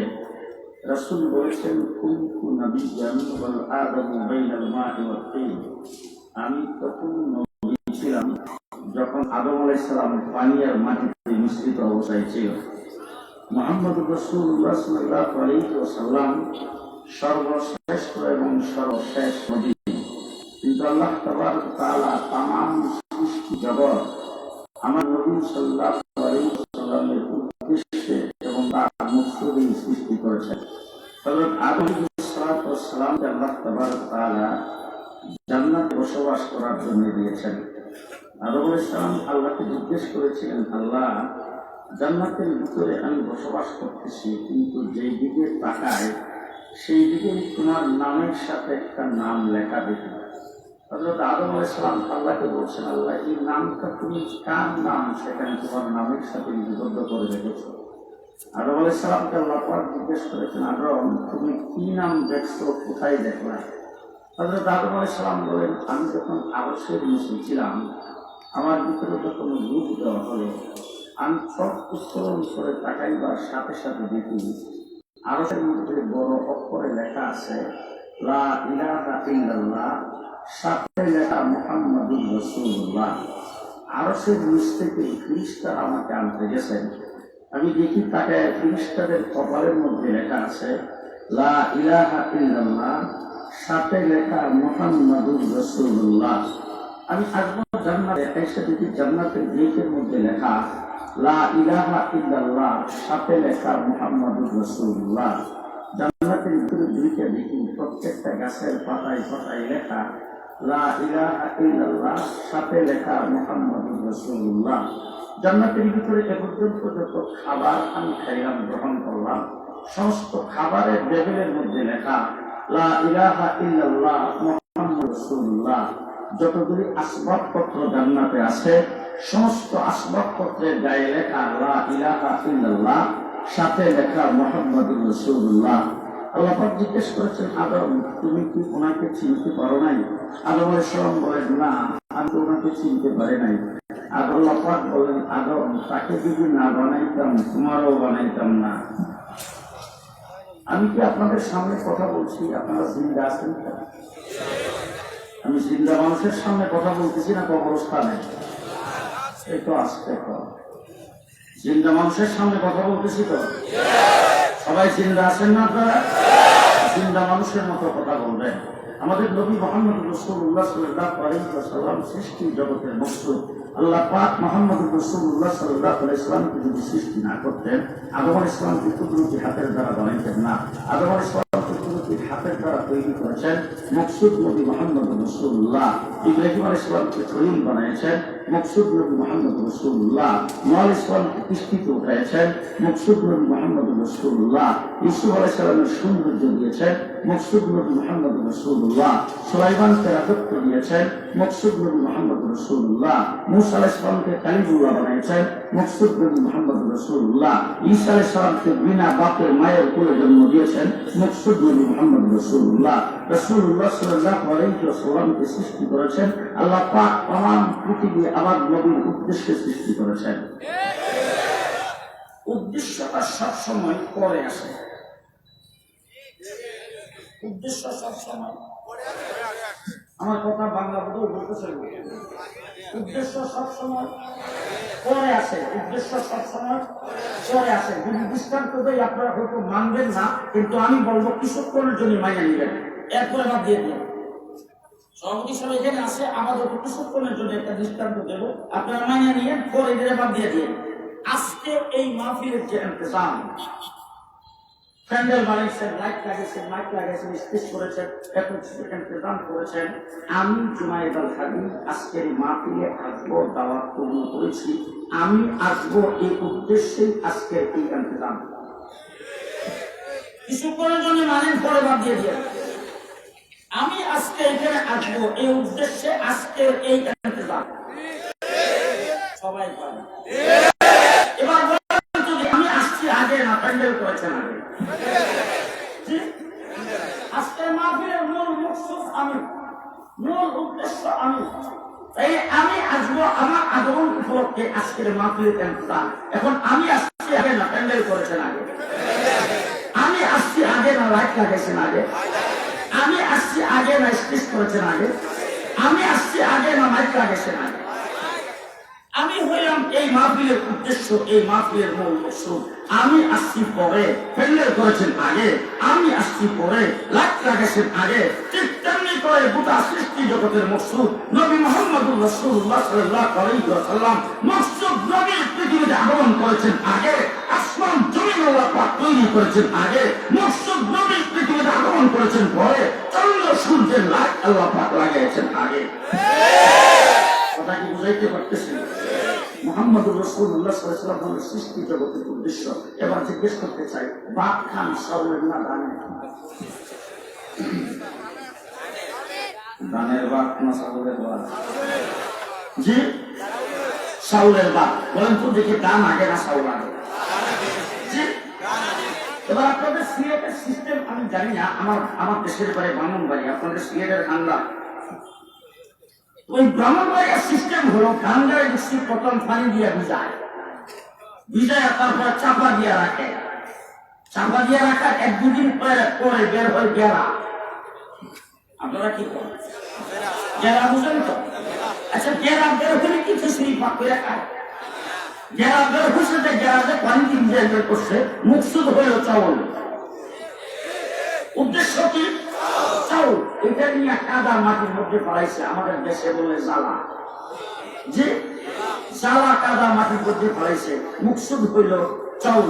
এরপরে জ্বালাটা আস্তে আস্তে কিছুটা বড় হয়েছে, উদ্দেশ্য হলো চাউল। এখান থেকে উঠাই নিয়ে ক্ষেতের মধ্যে লাইন করে লাগাইছে, উদ্দেশ্য হলো চাউল। এরপরে আগাছা পরিষ্কার করছে, উদ্দেশ্য হলো চাউল। সার দিছে, গোবর দিছে, পানি দিছে, রুটার দিছে, উদ্দেশ্য হলো চাউল। ধান গাছটা আস্তে আস্তে বড় হয়েছে, উদ্দেশ্য হলো চাউল। ধানের শিল করছে, উদ্দেশ্য হলো চাউল। ক্ষেতের মধ্যে পাকছে, উদ্দেশ্য হলো চাউল। আগে কাশি দিয়ে কাটতে, এখন মেশিন দিয়ে কাটছে, উদ্দেশ্য হলো চাউল। তারপরে আগে গরু দিয়ে পাইতে, মেশিন দিয়ে ছড়াইছে, উদ্দেশ্য হলো চাউল। এরপরে পানি দিয়ে ভিজায় সিদ্ধ করছে, উদ্দেশ্য হলো চাউল। রুদ্রি দিয়ে শুকাইছে, উদ্দেশ্য হলো চাউল। পুরাপুরি শুকাইবার পরে বাংলায় চাউল বের করছে। চাউল কখন আসলো? সবাই শেষে চাউল আসলো, সবাই শেষে মেশিনে বাংলায় চাউল মেটছে। উদ্দেশ্য আগে যা কিছু করছে কিসের উদ্দেশ্যে? কিসের উদ্দেশ্যে? চাউলের উদ্দেশ্যে। চাউল আসতে সবাই শেষে। জিজ্ঞেস করতে চাই, চাউল যখন মেশিন ধান বাংলায় চাউল যখন বের করে ফেলছেন, চাউলটা দিয়ে আবার ধান বানাতে হবে। চাউল থেকে ধান ভিজে রাখলে গেরা হইল, কাদা মাটির মধ্যে ফেলাইলে সালা হইল। কথা কয় জি। মকসুদ হইল চাউল। চাউল হয়ে যাওয়ার পরে মেশিনে বাংলায় চাউল বের করে ফেলাইবার পরে চাউল থেকে যেমন আর দান করা যায় না, মকসুদ নবী মুহাম্মদুর রাসূলুল্লাহ পৃথিবীতে আগমনের পরে নতুন কোন নবী হওয়া যায় না। কথা কি বুঝাইতে পারতেছি? মকসুদ চাউল। চাউল যখন হয়ে গেছে, চাউল দিয়ে যেমন দান করা যায় না, মকসুদ নবী মুহাম্মদুর রাসূলুল্লাহ তিনি পৃথিবীতে আগমনের পরে নতুন কোন নবী হওয়া যায় না। এবার জিজ্ঞেস করতে চাই, চাউল যখন হয়ে গেছে, চাউল দিয়ে দান করা সম্ভব না, এটা কি গুড়ি কোটা সম্ভব? ছাতু করা সম্ভব? পিঠা বানানো সম্ভব? ভাত পাক করা সম্ভব? পোলাও, বিরিয়ানি, খিচুড়ি, কাচ্চি, পায়েস, কিন্নি, জর্দা, কথা বলেন, কথা বলেন, ঠিক আছে? ঠিক। চাউল হলো মকসুদ। মকসুদ চাউল হয়ে যাওয়ার পরে চাউল দিয়ে দান করা যায় না, নবী হলো মকসুদ। আমার নবী পৃথিবীতে আগমনের পরে নতুন কোন নবী হওয়া যায় না। চাউল হয়ে যাওয়ার পরে চাউল দিয়ে যেমন ভাত পাক করা যায়, আমার নবীর নবুয়তে এলেম থেকে মুফতি মুজিবুর রহমান হওয়া যায়। ভালো করে বুঝেন, চাউল দিয়ে যেমন পিঠা বানানো যায়, আমার নবীর নবুয়তে এলেম থেকে মৌলানা জিয়াউদ্দিন হওয়া যায়। চাউল দিয়ে যেমন পিঠা বানানো যায়, আমার নবীর নবুয়তে এলেম থেকে শেখে বিয়ান করে হওয়া যায়। চাউল দিয়ে যেমন খিচুড়ি পাক করা যায়, আমার নবীর নবুয়তে এলেম থেকে শেখে গ্রহণ করে হওয়া যায়। আমার নবীর নবুয়তে এলেম থেকে হাফিজ হুজুর হওয়া যায়। আল্লাহ মুহাম্মদ শফি হওয়া যায়, নবী হওয়া যায় না। রাসূলুল্লাহ সর্বশেষ নবী, তারপরে কোন নবী, তারপরে কোন নবী, আরো জোরে, তারপরে কোন নবী, তারপরে কোন নবী। কুরআন শরীফের সর্বপ্রথম আল্লাহ পাক তিনটা বিষয়ে আলোচনা করেছেন। কয়টা বিষয়? তিনটা বিষয়। এক নম্বর বলেছেন ঈমানদার সম্পর্কে, দুই নম্বর বলেছেন কাফেরদের সম্পর্কে, তিন নম্বর বলেছেন মুনাফিকদের সম্পর্কে। ঈমানদারদের সম্পর্কে যেখানে আলোচনা হয়েছে সেখানে আল্লাহ পাক কি বলেছেন ভালো করে বুঝেন। আপনাদের সিলেটের কোরআন শরীফের সাথে মিলাইবেন। আমি যদি ভুল করি তাহলে সেটা করে, আর যদি শুদ্ধ করি সেটাও করে দেখেন তো ভালো করে মিলাইয়া কি বলছেন। والذين يؤمنون بما أنزل إليك وما أنزل من قبلك وما أنزل من بعدك وبالآخرة هم يوقنون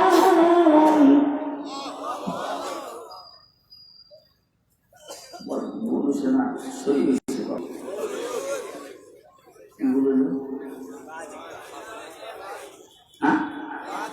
আবার পরিবার করে শুনে والذين يؤمنون بما أنزل إليك وما أنزل من قبلك وما أنزل من بعدك وبالآخرة هم يوقنون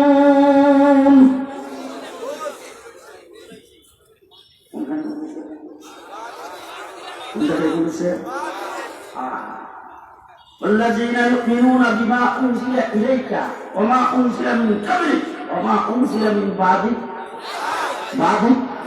সিলেটের কোরআন শরীফে, ঢাকার মধ্যে, সৌদি আরবের মধ্যে, গোটা বিশ্বের কোরআন শরীফের কোথাও নাই।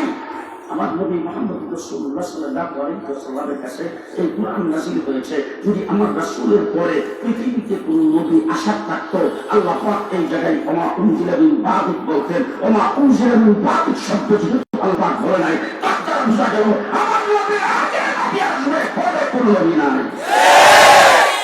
কথা কি বুঝাইতে পারতেছে? হযরত মাওলানা মুফতি মাহমুদ রাহমাতুল্লাহ আলাইহি নাম শুনছেন? পাকিস্তান সরকার প্রদেশের যিনি মুখ্যমন্ত্রী ছিলেন, জমিয়ত উলামা ইসলাম পাকিস্তানের সভাপতি হযরত মাওলানা ফজলুর রহমান সাহেবের আব্বা। কাদিয়ানীদের 1974 সনে কাদিয়ানীদের যখন অমুসলিম ঘোষণার বিল তিনি পাকিস্তান অ্যাসেম্বলিতে উত্থাপন করলেন, তখন মির্জা গোলাম কাদিয়ানীর ছেলে মির্জা নাসেরকে সমর্থন করার জন্য অ্যাসেম্বলির পক্ষ থেকে দাওয়াত সেখানে আনা হইল। এই বিল সম্পর্কে সেখানে চূড়ান্ত আলোচনা হবে।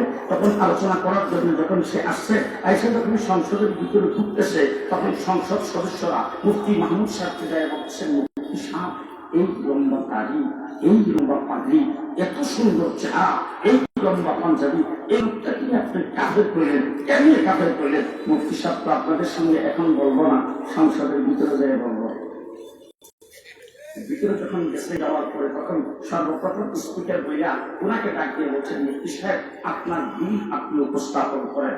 তো মুফতি সাহেব ওইটা বিল উপস্থাপন করছেন। সর্বপ্রথম তিনি আয়াত তেলাওয়াত করেছেন, মা কানা মুহাম্মাদুন আবা আহাদিন মিন রিজালিকুম ওয়ালাকিন রাসূলুল্লাহি ওয়া খাতামুন নাবিয়্যিন। এই আয়াত তিনি তেলাওয়াত করেছেন। তেলাওয়াত করে তারপরে বিল উপস্থাপন করার পরে মির্জা নাসেরকে বলছেন, এই বিলের উপরে আপনার বক্তব্য কি? মির্জা নাসের উত্তর সর্বপ্রথম এই আয়াতটি তেলাওয়াত করেছেন।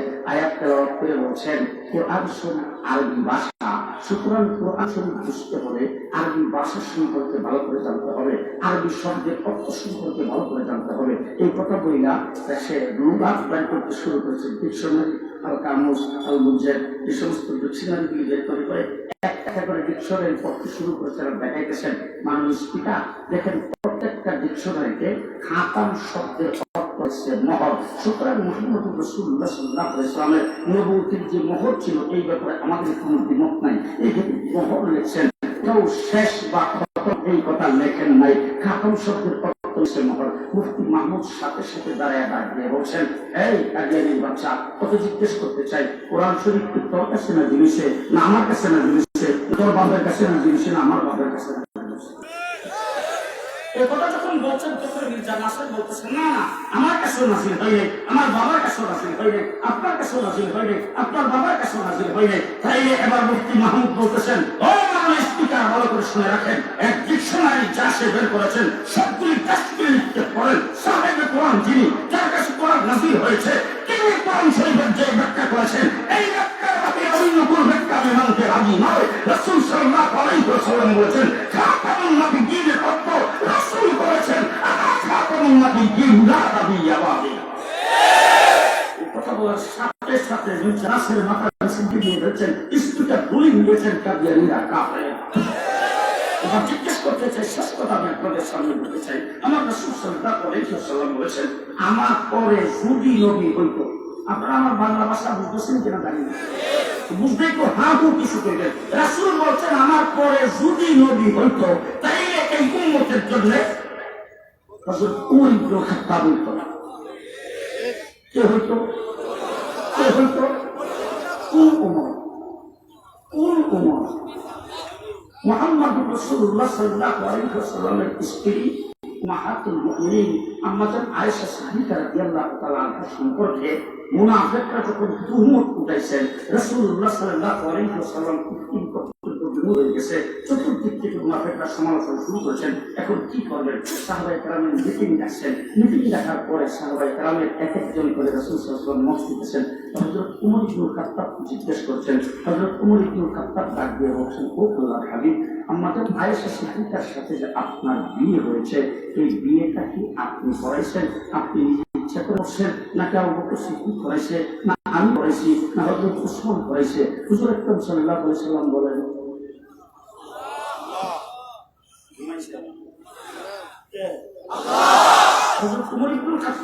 তাইলে ফায়সালা আল্লাহর পক্ষ থেকে যেটা হবে সেটার দিকে অপেক্ষা করা দরকার। হাযা বুহতানুন আযীম। কি বলছেন? হাযা বুহতানুন আযীম। এটা যখন বলছেন, রাসূলুল্লাহ সাল্লাল্লাহু আলাইহি ওয়াসাল্লাম বলছেন, উমর, তুমি আমার সমস্ত জ্ঞান দূর করে দিয়েছো, চিন্তা ভাবনা দূর করে দিয়েছো, আমি আল্লাহ পাকের অপেক্ষায় রইলাম, আল্লাহ পাক কি ফয়সালা করেন। হুজুর আকরাম সাল্লাল্লাহু আলাইহি ওয়াসাল্লাম মিটিং করে দিয়েছেন। আম্মা জান আয়েশা সিদ্দিকা আবু বকর সিদ্দিক রাদিয়াল্লাহু তাআলা আনহা বলেছিলেন, সে আনন্দিত করেছিলেন, সেখানে হুজুর আকরাম সাল্লাল্লাহু আলাইহি ওয়াসাল্লাম চলে গেছেন। যাই দেখেন আম্মা জান আয়েশা সিদ্দিকা নামাজের মুসল্লায় বসে আছেন, আল্লাহ হাবিব নামাজের মুসল্লায় কোরআন মধ্যে বসছেন। এমন সময় আল্লাহ নবী কপালের মধ্যে গাম আসতে শুরু করেছেন, চেহারা পরিবর্তন হইতে শুরু করেছেন। আমার দেখে বলছে, রাবেতা আল্লাহর সঙ্গে কায়েম হয়ে গেছে। হুজুর আকরাম সাল্লাল্লাহু আলাইহি ওয়াসাল্লাম রুমাল দিয়ে মুখটা ঢেকে নিয়েছেন। ওই জায়গায় ভিতরে আল্লাহ তাবারক ওয়া তাআলা যে আয়াত নাযিল করেছেন, সেই আয়াতের ভিতরে জিবরাইল আমিন বলছেন, জিবরাইল যাও, আজকে আয়াত হবে, কোরআন জবান থেকে যে শব্দ বের হয়েছে সেটাই হবে কোরআনের আয়াত। আল্লাহ পাক শুধু একটা শব্দ সামনে দিতে লাগাইলেন, সুবহান। সুবহান শব্দ আল্লাহ পাক শুধু লাগাই বলছেন, সুবহানাকা হাযা বুহতানুন আযীম। এই উমর ইবনে খাত্তাব যে শব্দ বলে, সেই শব্দ আল্লাহ কোরআনে নাযিল করেন।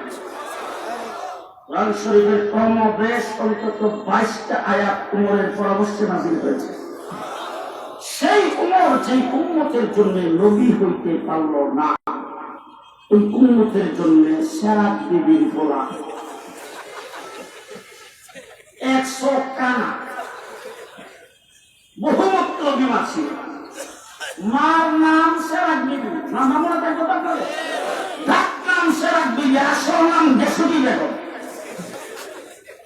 মার আসল নাম গেসুদি বেগম, ডাক নাম সেরাক বিবি, বাবার নাম গোলাম মুর্তজা। 100 কানা।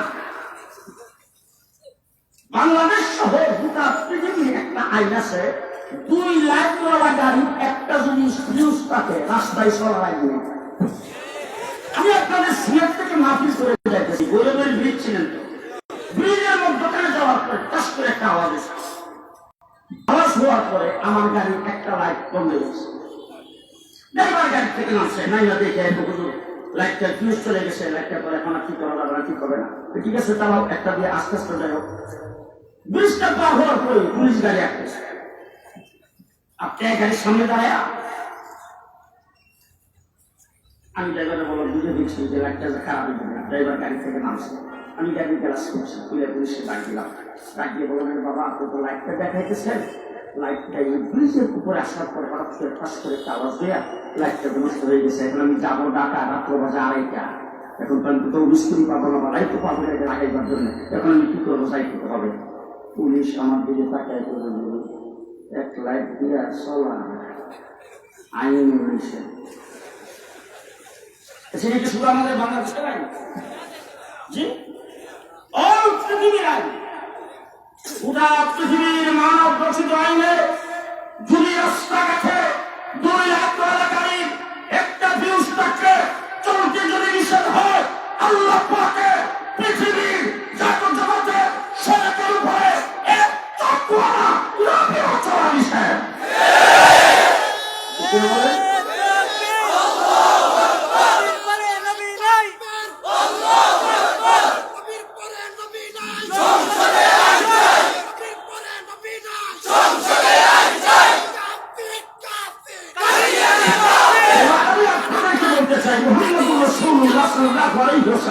সর্বশ্রেষ্ঠ নবী, তারপর যে মির্জা গোলাম কাদিয়ানীকে নিয়া উলামায়ে দেওবন্দের আন্দোলন, হকপন্থী উলামায়ে কেরামের আন্দোলন, সারা পৃথিবীর মুসলমানদের আন্দোলন, সেই মির্জা গোলাম কাদিয়ানীর 100 কানা বহুমূত্র বিমা ছিল, তহসিলদারির চাকরি করত। মনে রাখতে পারবেন আপনারা? সংক্ষিপ্ত একটা পরিচয় ভালো করে মনে রাখবেন। শেখ দুবির পোলা 100 কানা বহুমূত্র বিমা ছিল, তহসিলদারির চাকরি করত, মুক্তারি পরীক্ষা দিয়ে করছে, সর্বশেষ কলেরা রোগে পায়খানার টাকি করে বসে। যদি তাদের কাউকে কোথাও পান, কয়েকটা প্রশ্ন করবেন। 1 নম্বর প্রশ্ন, তার নবীর নাম কি? মনে থাকবে তো আপনাদের? 1 নম্বর প্রশ্ন, তার নবীর নাম কি? 2 নম্বর প্রশ্ন, তার নবীর উহি কি? 3 নম্বর প্রশ্ন, তার নবীর কালিমা কি? 4 নম্বর প্রশ্ন, তার নবীর দাফন সত্য। কয়টা প্রশ্ন? 4টা। 1 নম্বর প্রশ্ন, তার নবীর নাম কি? মুফতি সাহেব এখানে আসল মাইকরাম এখানে আছে, যত নবী আল্লাহ দুনিয়াতে প্রেরণ করেছেন সমস্ত নবীর নাম মুফরাদ, মুরাক্কাব, কোন নবীর নাম নাই। এবার যারা আরবি বুঝেন না তারা বুঝেন, সংযুক্ত শব্দে কোন নবীর নাম নাই, একক শব্দে। আদম কয় শব্দ? ঠিক। শুআইব, জাকারিয়া, ইয়াহিয়া, ইব্রাহিম, ইসহাক, মুসা, হারুন, ইউসুফ, ইয়াকুব, সুলাইমান, নূহ, ঈসা, মুহাম্মদ। কয় শব্দ? এর নাম মির্জা গোলাম আহমদ কাদির। যে নবী না দাজ্জাল, নবী না কাফের,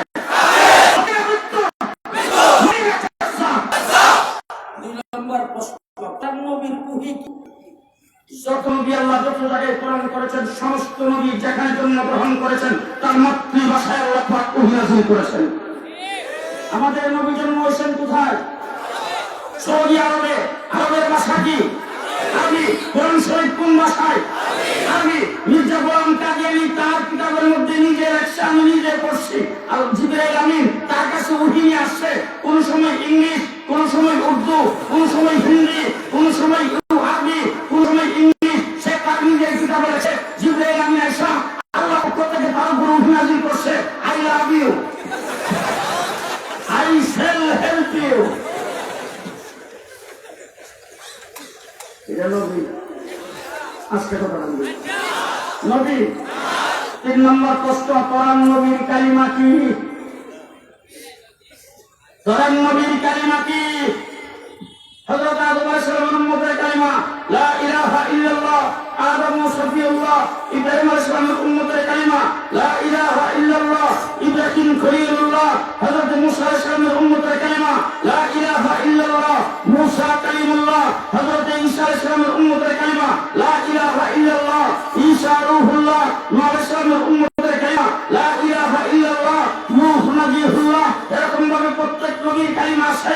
আমার নবীর উম্মত আমাদের কালিমা লা ইলাহা ইল্লাল্লাহ মুহাম্মাদুর রাসূলুল্লাহ। তাদেরকে জিজ্ঞেস করবেন কোরআন নবীর কালিমা কি? তারা দেখবেন আমাদের কালিমা পড়বে, সাথে সাথে থাপ্পড় দিয়া ডাক্তার একটা ভয় দিয়ে বলবেন মানুষ টাকা পয়সা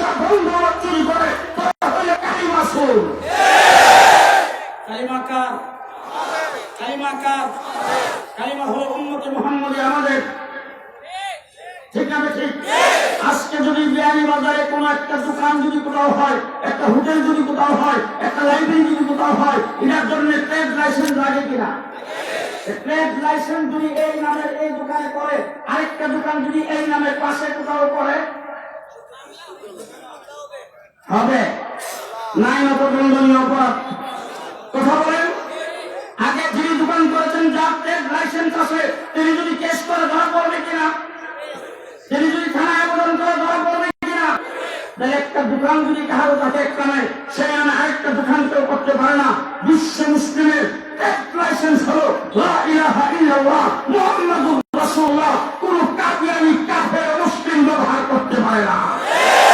ঠিক না ঠিক? সুতরাং আজকের মাহফিল থেকে দাবি জানাতে চাই, বক্সিবাজার সহ সারা বাংলাদেশের আহমদিয়া মুসলিম জামাত কান্দারি যে সেন্টারগুলি রয়েছে, প্রত্যেকটা দরজায় বরফ করে রাখা আছে লা ইলাহা ইল্লাল্লাহ মুহাম্মাদুর রাসূলুল্লাহ। পরিষ্কার ভাষায় বলবো, এটা আমাদের কালিমা। সুতরাং আমাদের কালিমা কোন কাফের বেদিনের আস্থা গায়ে থাকতে পারে না। সেটাকে ছুটি উদ্ধার করা হোক। রাজি আছেন? রাজি আছেন? রাজি আছেন? মুসলমান তাদেরকে জিজ্ঞেস করবেন তোমার নবীর কালিমা কি, তারপরে কালিমা বলতে পারবে না। 4 নম্বরে জিজ্ঞেস করবেন তোমার নবীর এটা বলতে সত্য। মুফতি সাহেবকে জিজ্ঞেস করে দেখেন, নবীর জন্য আইন, নবী যেখানে মারা যায় তাকে সেখানেই দাফন করা। আমার নবী মুহাম্মদ রাসূলুল্লাহ সাল্লাল্লাহু আলাইহি ওয়াসাল্লাম কোথায় ইন্তেকাল করেছেন? আম্মা জান আয়েশা সিদ্দিকা রাদিয়াল্লাহু তাআলা আনহার হুজরার ভিতরে। রাসূলকে দাফন করা হয়েছে কোথায়? আম্মা জান আয়েশা সিদ্দিকা রাদিয়াল্লাহু তাআলা আনহার হুজরার ভিতরে রাসূলকে দাফন করা হয়েছে। ওদেরকে জিজ্ঞেস করবেন, বলতে দেখে তো নবীকে দাফন করছে কই? যদি বলে যে যেখানে মারা গেছে সেখানেই দাফন করছি, কি রে বাবা টাকটিক হইরা পায়খানার মধ্যে পড়ে মুসলমান নবী মরে? কথা বলেন। আর যদি বলে না এখান থেকে উঠাই নিয়ে অন্য হারে দাফন করছি, কি রে নবীর অন্য হারে নেওয়া যায়? কথা বল না কেন? জি, 4টা প্রশ্ন তাদেরকে করবেন, মনে থাকবে তো? আমার নবী মুহাম্মদ রাসূলুল্লাহ সাল্লাল্লাহু আলাইহি ওয়াসাল্লামের পরে কোন ব্যক্তি যদি নবী দাবি করে, একটু ডাইন বামে দেখবেন, যদি কেউ কথা না মনে করবেন এই ইনোয়ার মেননের দল। আমার নবীর পরে যদি কোন ব্যক্তি নবী দাবি করে, নফল নামাজের সব হবে। মুফতি সাহেবের সামনে বলতেছি, যদি আপনাদের মুখে উচ্চারণ করে, যদি কোনো ব্যক্তি নবী দাবি করে, সেই ব্যক্তি কাফের। তাকে যদি কেউ সমর্থন করে, তার উপর যদি কেউ ঈমান আনে, তার পক্ষে যদি কেউ বিবৃতি দেয়, তার পক্ষে যদি কেউ বক্তৃতা দেয়, তার পক্ষে যদি কেউ দাবি করে, তার পক্ষে যদি পক্ষে কেউ কথাবার্তা বলে, তার পক্ষে যদি সংসদে দাঁড়িয়ে কথা বলে, যদি কোনো ব্যক্তি কাফের মনে না করে,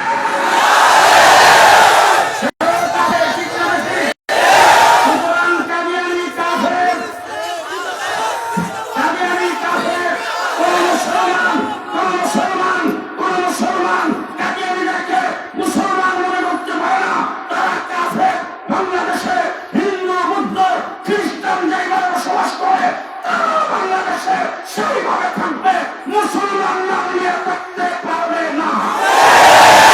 আপনারা সবাই একমত? আপনারা সবাই একমত? আমার বাংলাদেশের বর্তমান অন্তর্বর্তীকালীন সরকারের প্রধান ডক্টর মোহাম্মদ ইউনূস সাহেব বাংলাদেশের সংখ্যালঘুদের উপর যাতে কোনো নির্যাতন না হয়, এই জন্য তিনি প্রশাসনকে নির্দেশ করেছেন। সেই নির্দেশে তিনি যে নামগুলি বলেছেন, হিন্দু, বুদ্ধ, খ্রিস্টান, আহমদিয়া, তিনি কথা বলতে যাইয়া সবার সামনে বলেছেন আহমদিয়া। আমি বলছি আলহামদুলিল্লাহ, ডক্টর ইউনূস সাহেব আপনি হিন্দু, বুদ্ধ, খ্রিস্টানের সাথে আহমদিয়াদের নাম বলে বুঝাইতে যাচ্ছেন হিন্দু, বুদ্ধ, খ্রিস্টান। আমার বাংলাদেশের সংখ্যালঘু আহমদিয়ারও, বাংলাদেশের সংখ্যালঘু হিন্দু, বুদ্ধ, খ্রিস্টান যেমন আহমদিয়ারও তেমন। আমরা আপনার কাছে যাচ্ছি, নির্বাহী আদেশের মাধ্যমে অনেক কিছু সংস্কার করতেছেন, অনেক বিষয় আপনি আজকে বিচার বিভাগে বিভিন্ন বিষয়ে অনেক কিছু সমাধান করতেছেন। আপনার কাছে দাবি জানাবো, নির্বাহী আদেশের মাধ্যমে অন্তর্বর্তীকালীন সরকারের পক্ষ থেকে কাদিয়ানীদেরকে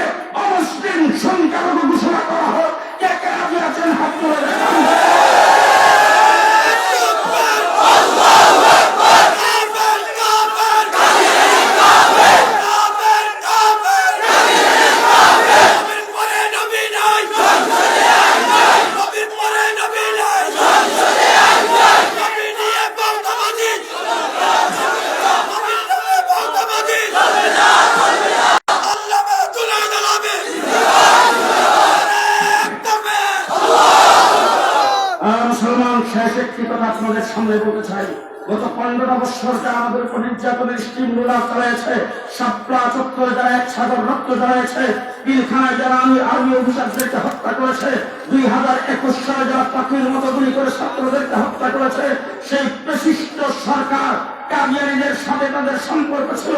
শেখ হাসিনা বক্তৃতায় বলেছেন, কে মুসলমান কে মুসলমান না সেটা জানে আল্লাহ। আজকে আমার কাছে দাবি জানাই, সুতরাং আমি তো তাদেরকে অমুসলিম বলতে পারবো না। যদি তাদেরকে অমুসলিম তুমি বলতে না পারো, অমুসলিম মনে না করো, তাহলে তাদের সঙ্গে তোমারও হাসর হবে, তুমিও তাদের সঙ্গে সঙ্গী, কারণ তুমিও মুসলমান নয়। তাদেরকে তো মুসলিম মনে না করলে সে মুসলমান হতে পারবে না। সুতরাং 15 বছর সবচাইতে বেশি রক্ত আমরা দিয়েছি। আজকে পরিষ্কার ভাষায় বিয়ানীবাজার উৎপঞ্চনায় বলতে চাই, বিএনপি ধন্যবাদ আপনাদেরকে জানাই, জামাত আপনাদেরকে ধন্যবাদ জানাই। 15 বছরে আপনারা অনেক নির্যাতিত হয়েছেন, 15 বছরে আপনাদের অনেককে ফাঁসির কাছে ঝোলানো হয়েছে, 15 বছরে আপনাদের অনেককে করস ফায়ার দেওয়া হয়েছে, 15 বছরে আপনাদের অনেক নেতা নেত্রীকে গুম করা হয়েছে, আপনাদের বিরুদ্ধে হাজার হাজার মামলা হয়েছে, লক্ষ লক্ষ আসামি আপনাদের অনেকে জেলখানার ভিতরে কাটাইছেন অনেক দিন।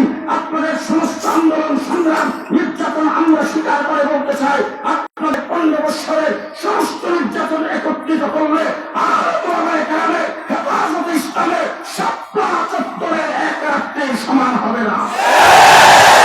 আমরা শাপলা চত্বরে এক সাগর রক্ত দিয়েছি। সাবেক তখনকার সময়ের সাবেক মানে বিরোধী দলের নেত্রী বেগম খালেদা জিয়া সংসদে দাঁড়ায় বলেছিল 1,54,000 গুলি আলেমদের উপরে চালানো হয়েছে। এক রাত্রে 1,54,000 গুলি আমাদের বুকের উপর দিয়ে চালানো হয়েছে। এইভাবে শাপলা চত্বরে আমাদের হাজার হাজার আলেম উলামায়ে কেরাম সেজদারত, জিকিররত, নামাজরত, মুনাজাতরত অবস্থায় তাদেরকে হত্যা করা হয়েছে, রক্ত জ্বালানো হয়েছে। 2021 সালে আমরা মাত্র একটা মূর্তির কথা বলছিলাম, সেই কথাটাও কত সুন্দরভাবে বলেছি। আমরা সেখানে বক্তৃতায় আমি বলেছিলাম, মৌলানা মামুনুল হক বলেছিল, মাননীয় প্রধানমন্ত্রী আপনার বাবা আমাদের শ্রদ্ধার পাত্র, তিনি বাংলাদেশ নেতৃত্ব দিয়েছেন দেশ স্বাধীনের সময়, আমরা সেটা অস্বীকার করি না। আপনার বাবা নির্যাতিত হয়ে তারপরে দেশকে স্বাধীনতা শুরু করেছেন, আমরা সেটা অস্বীকার করি না। আপনার বাবাকে আমরা শ্রদ্ধা করি। সুতরাং আপনি আপনার বাবার মূর্তি বাড়ির চৌরাস্তার মূলের মধ্যে আপনার লাগাবেন, সেটা মাথার মধ্যে কাঁচে পায়খানা করবে। আমরা এইভাবে বুঝাই না বলার পরেও তার শরীরের মধ্যে এমন জ্বালা সৃষ্টি হয়েছে, তিনি এমন ভাবে আমাদের উপর রাগ করেছেন, তুচ্ছ মিথ্যা মামলা দিয়ে আমাদেরকে জেলখানার ভিতরে ঢুকায়। 2 বছর আমি জেলখানার ভিতরে ছিলাম, 1.5 মাস রিমান্ডে ছিলাম। রিমান্ডের মধ্যে যে নির্যাতন করা হয়েছে, প্রত্যেক দিন আমাকে অন্তত 50 বার গালি দিত, তুই পাকিস্তানি রাজাকার। আপনাদের সিলেটের বাইতুল মুকাররমের খতিব ওবায়দুল হক, সিলেটের সাইদে কোরিয়া সাইদে হরপুরি রহমতুল্লাহ আলাইহি, এই সমস্ত বুজুর্গদের নাম ধরে ধরে আমার সামনে অকথ্য ভাষায় গালিগালাজ করেছেন। তারা ছিল রাজাকার, তারা ছিল পাকিস্তানি, তারা হলে পাকিস্তানি রাজাকার। 50 বার জনই বলেছ। এবার জিজ্ঞেস করতে চাই, তোমরা জেলা কোথায়? জানে বাবা দেখবেন, যদি কেউ কথা না প্রমাণ করেন হে বলেন কথাই বলতে পারবো না। এখন দেশ কোথায়? পরিষ্কার ভাষায় বলতে চাই, আমেরিকা গিয়েছি বারবার, কানাডা গিয়েছি, ইউরোপে গিয়েছি, ইংল্যান্ডে গিয়েছি, লন্ডনে গিয়েছি, কানাডায় গিয়েছি, পৃথিবীর অর্ধেকটা পৃথিবী ঘোরাফেরা করেছি। একদিনের জন্য পাকিস্তান যাই নাই, জীবনে কোনোদিন যাবো কিনা সন্দেহ। তার কারণ হলো আমার বাংলাদেশের বর্ডারের সাথে কোন পাকিস্তানের বর্ডারের কোন সম্পর্ক নাই। তোমাদেরকে জিজ্ঞেস করতে চাই, যারা আমাদেরকে পাকিস্তানি রাজাকার বলে গালি দিয়েছ, আজকে তোমাদেরকে বলবো, তোমরা সবাই ইন্ডিয়ান রাজাকার, ইন্ডিয়ান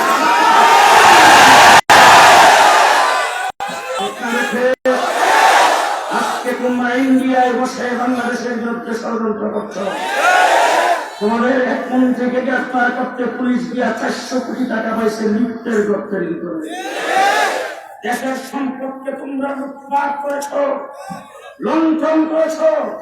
আজকে সবকিছু হবে, পদ্মা সেতু করতে কত টাকা মারছ, এলিভেটর স্টোরেজ করে করতে কত টাকা মারছ, চট্টগ্রামে ট্রেন করতে কত টাকা মারছ, সবগুলি খুঁজে খুঁজে বের করা হবে। কোটি কোটি টাকার সম্পদ তোমরা বিদেশের বাড়িতে জমাইছ, বেগম পাড়ায় তোমরা বাড়ি করেছ।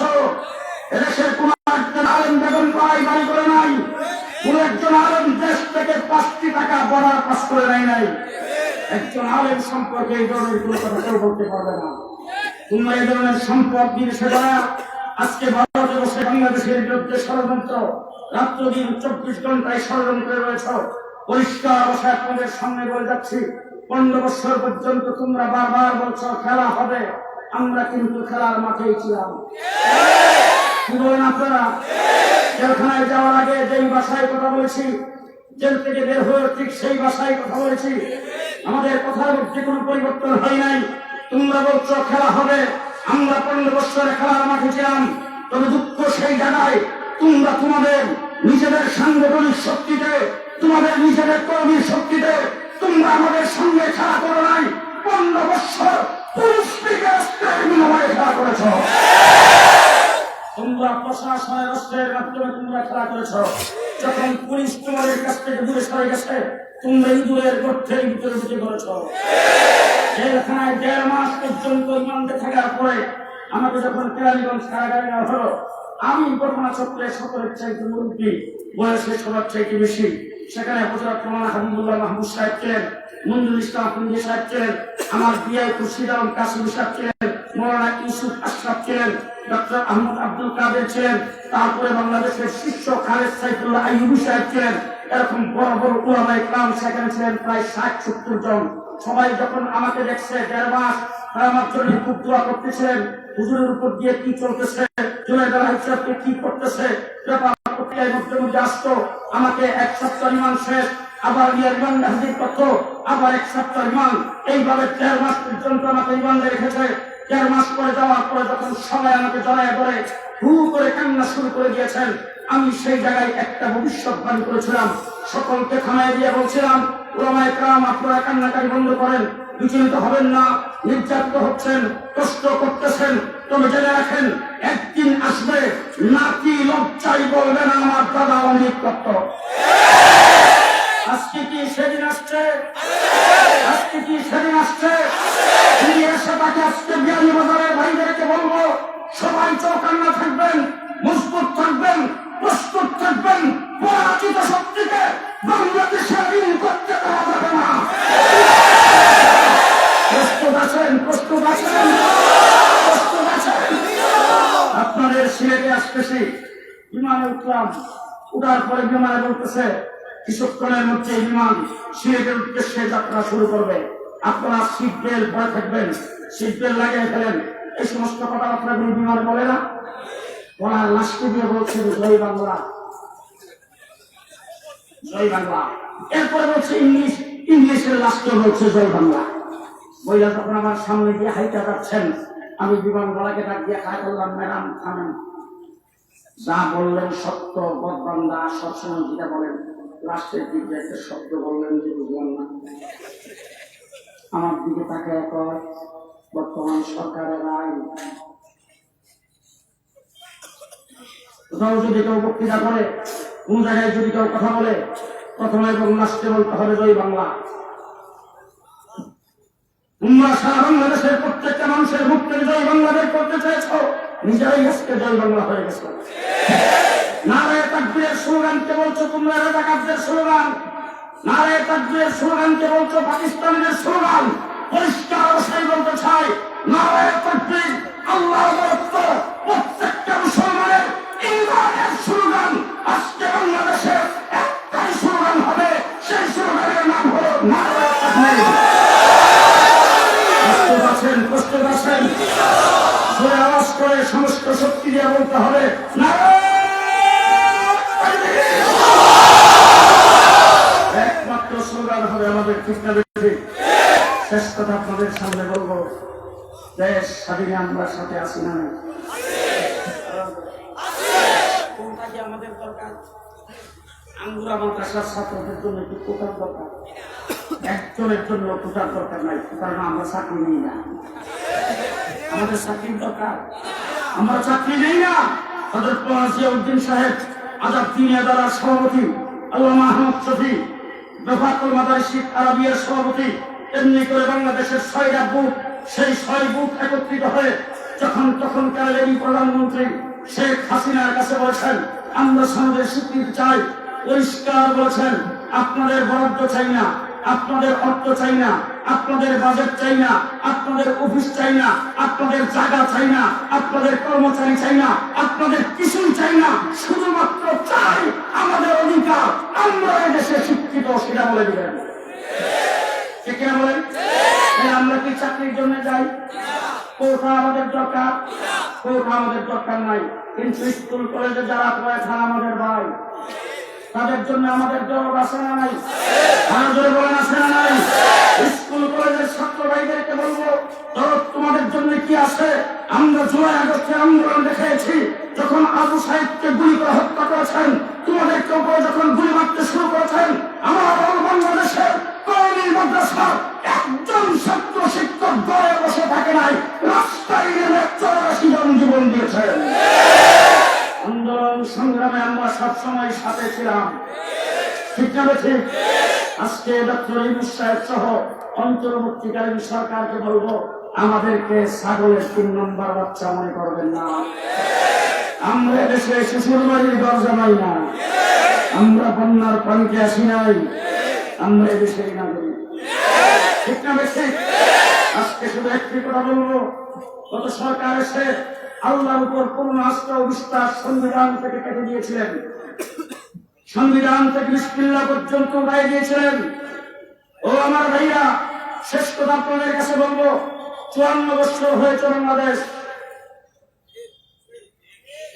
6 বছর সর্বপ্রথম শেখ মুজিবের সোনার বাংলা, এরপরে আসলো সবুজ বাংলা, তারপরে হলো নতুন বাংলা, শেখ হাসিনা এসে করছেন মডার্ন বাংলাদেশ, 2 নম্বরে স্লোগান দিয়েছেন আধুনিক বাংলাদেশ, এরপরে করেছেন ডিজিটাল বাংলাদেশ, পদ্মা সেতু উদ্বোধনের সময় বক্তৃতায় বলেছেন স্মার্ট বাংলাদেশ।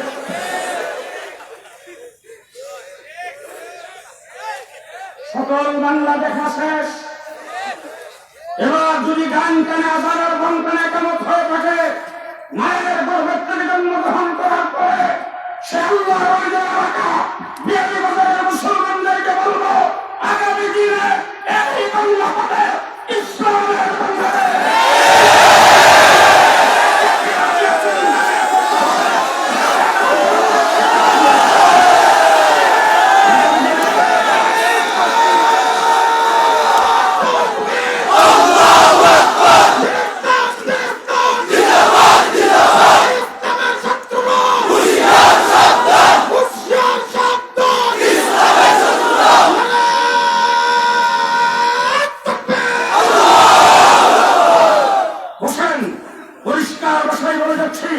আগামীতে যারা বাংলাদেশে নির্বাচন করার জন্য আসবে, 1 নম্বর বলতে হবে সংবিধানে থাকতে হবে আল্লাহর উপর পূর্ণ আস্থা ও বিশ্বাস।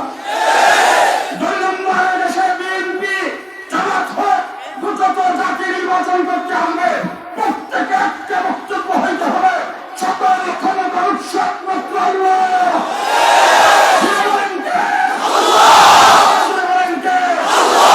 সকল ক্ষমতার উৎস একমাত্র আল্লাহ। 90% মুসলমানের স্লোগান হবে এটা, সকল ক্ষমতার উৎস জনগণ, সকল ক্ষমতার উৎস জনগণ নয়, সকল ক্ষমতার উৎসকে বলেন কে? সকল ক্ষমতার উৎস একমাত্র আল্লাহ। এই কথা বলতে হবে।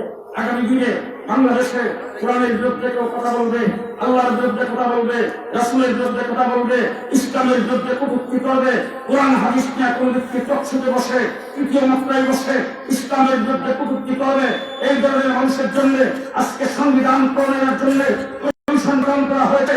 আজকের মাহফিল থেকে দাবি জানাবো, সংবিধানের পরিষ্কার লেখা রাখতে হবে ইসলাম ধর্ম নিয়ে কোন ব্যক্তি কটূক্তি করলে, আল্লাহ রাসূল নিয়ে কটূক্তি করলে, কোরআন হাদিস নিয়ে কটূক্তি করলে তাকে আইন পাস করতে হবে, ফাঁসির কাস্টে জড়াইতে হবে। শ্রেষ্ঠ। আল্লাহ কবুল মঞ্জুর করুন।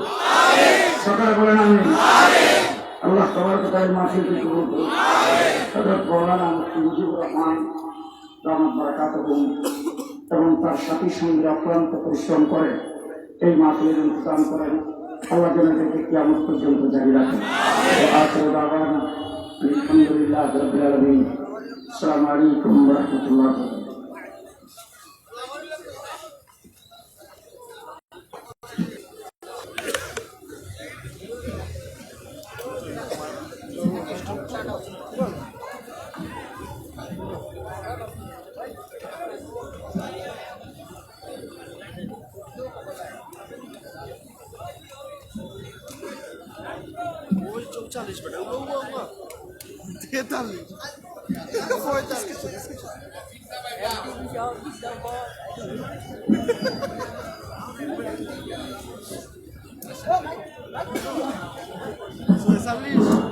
সম্মানিত উপস্থিতি, মিস্টার আলী জেনারেল কর্তৃক আয়োজিত 3 দিন ব্যাপী ঐতিহাসিক তাফসীরুল কুরআন মহাসম্মেলনের প্রথম দিনের কার্যক্রম আলহামদুলিল্লাহ সমাপ্ত হয়েছে।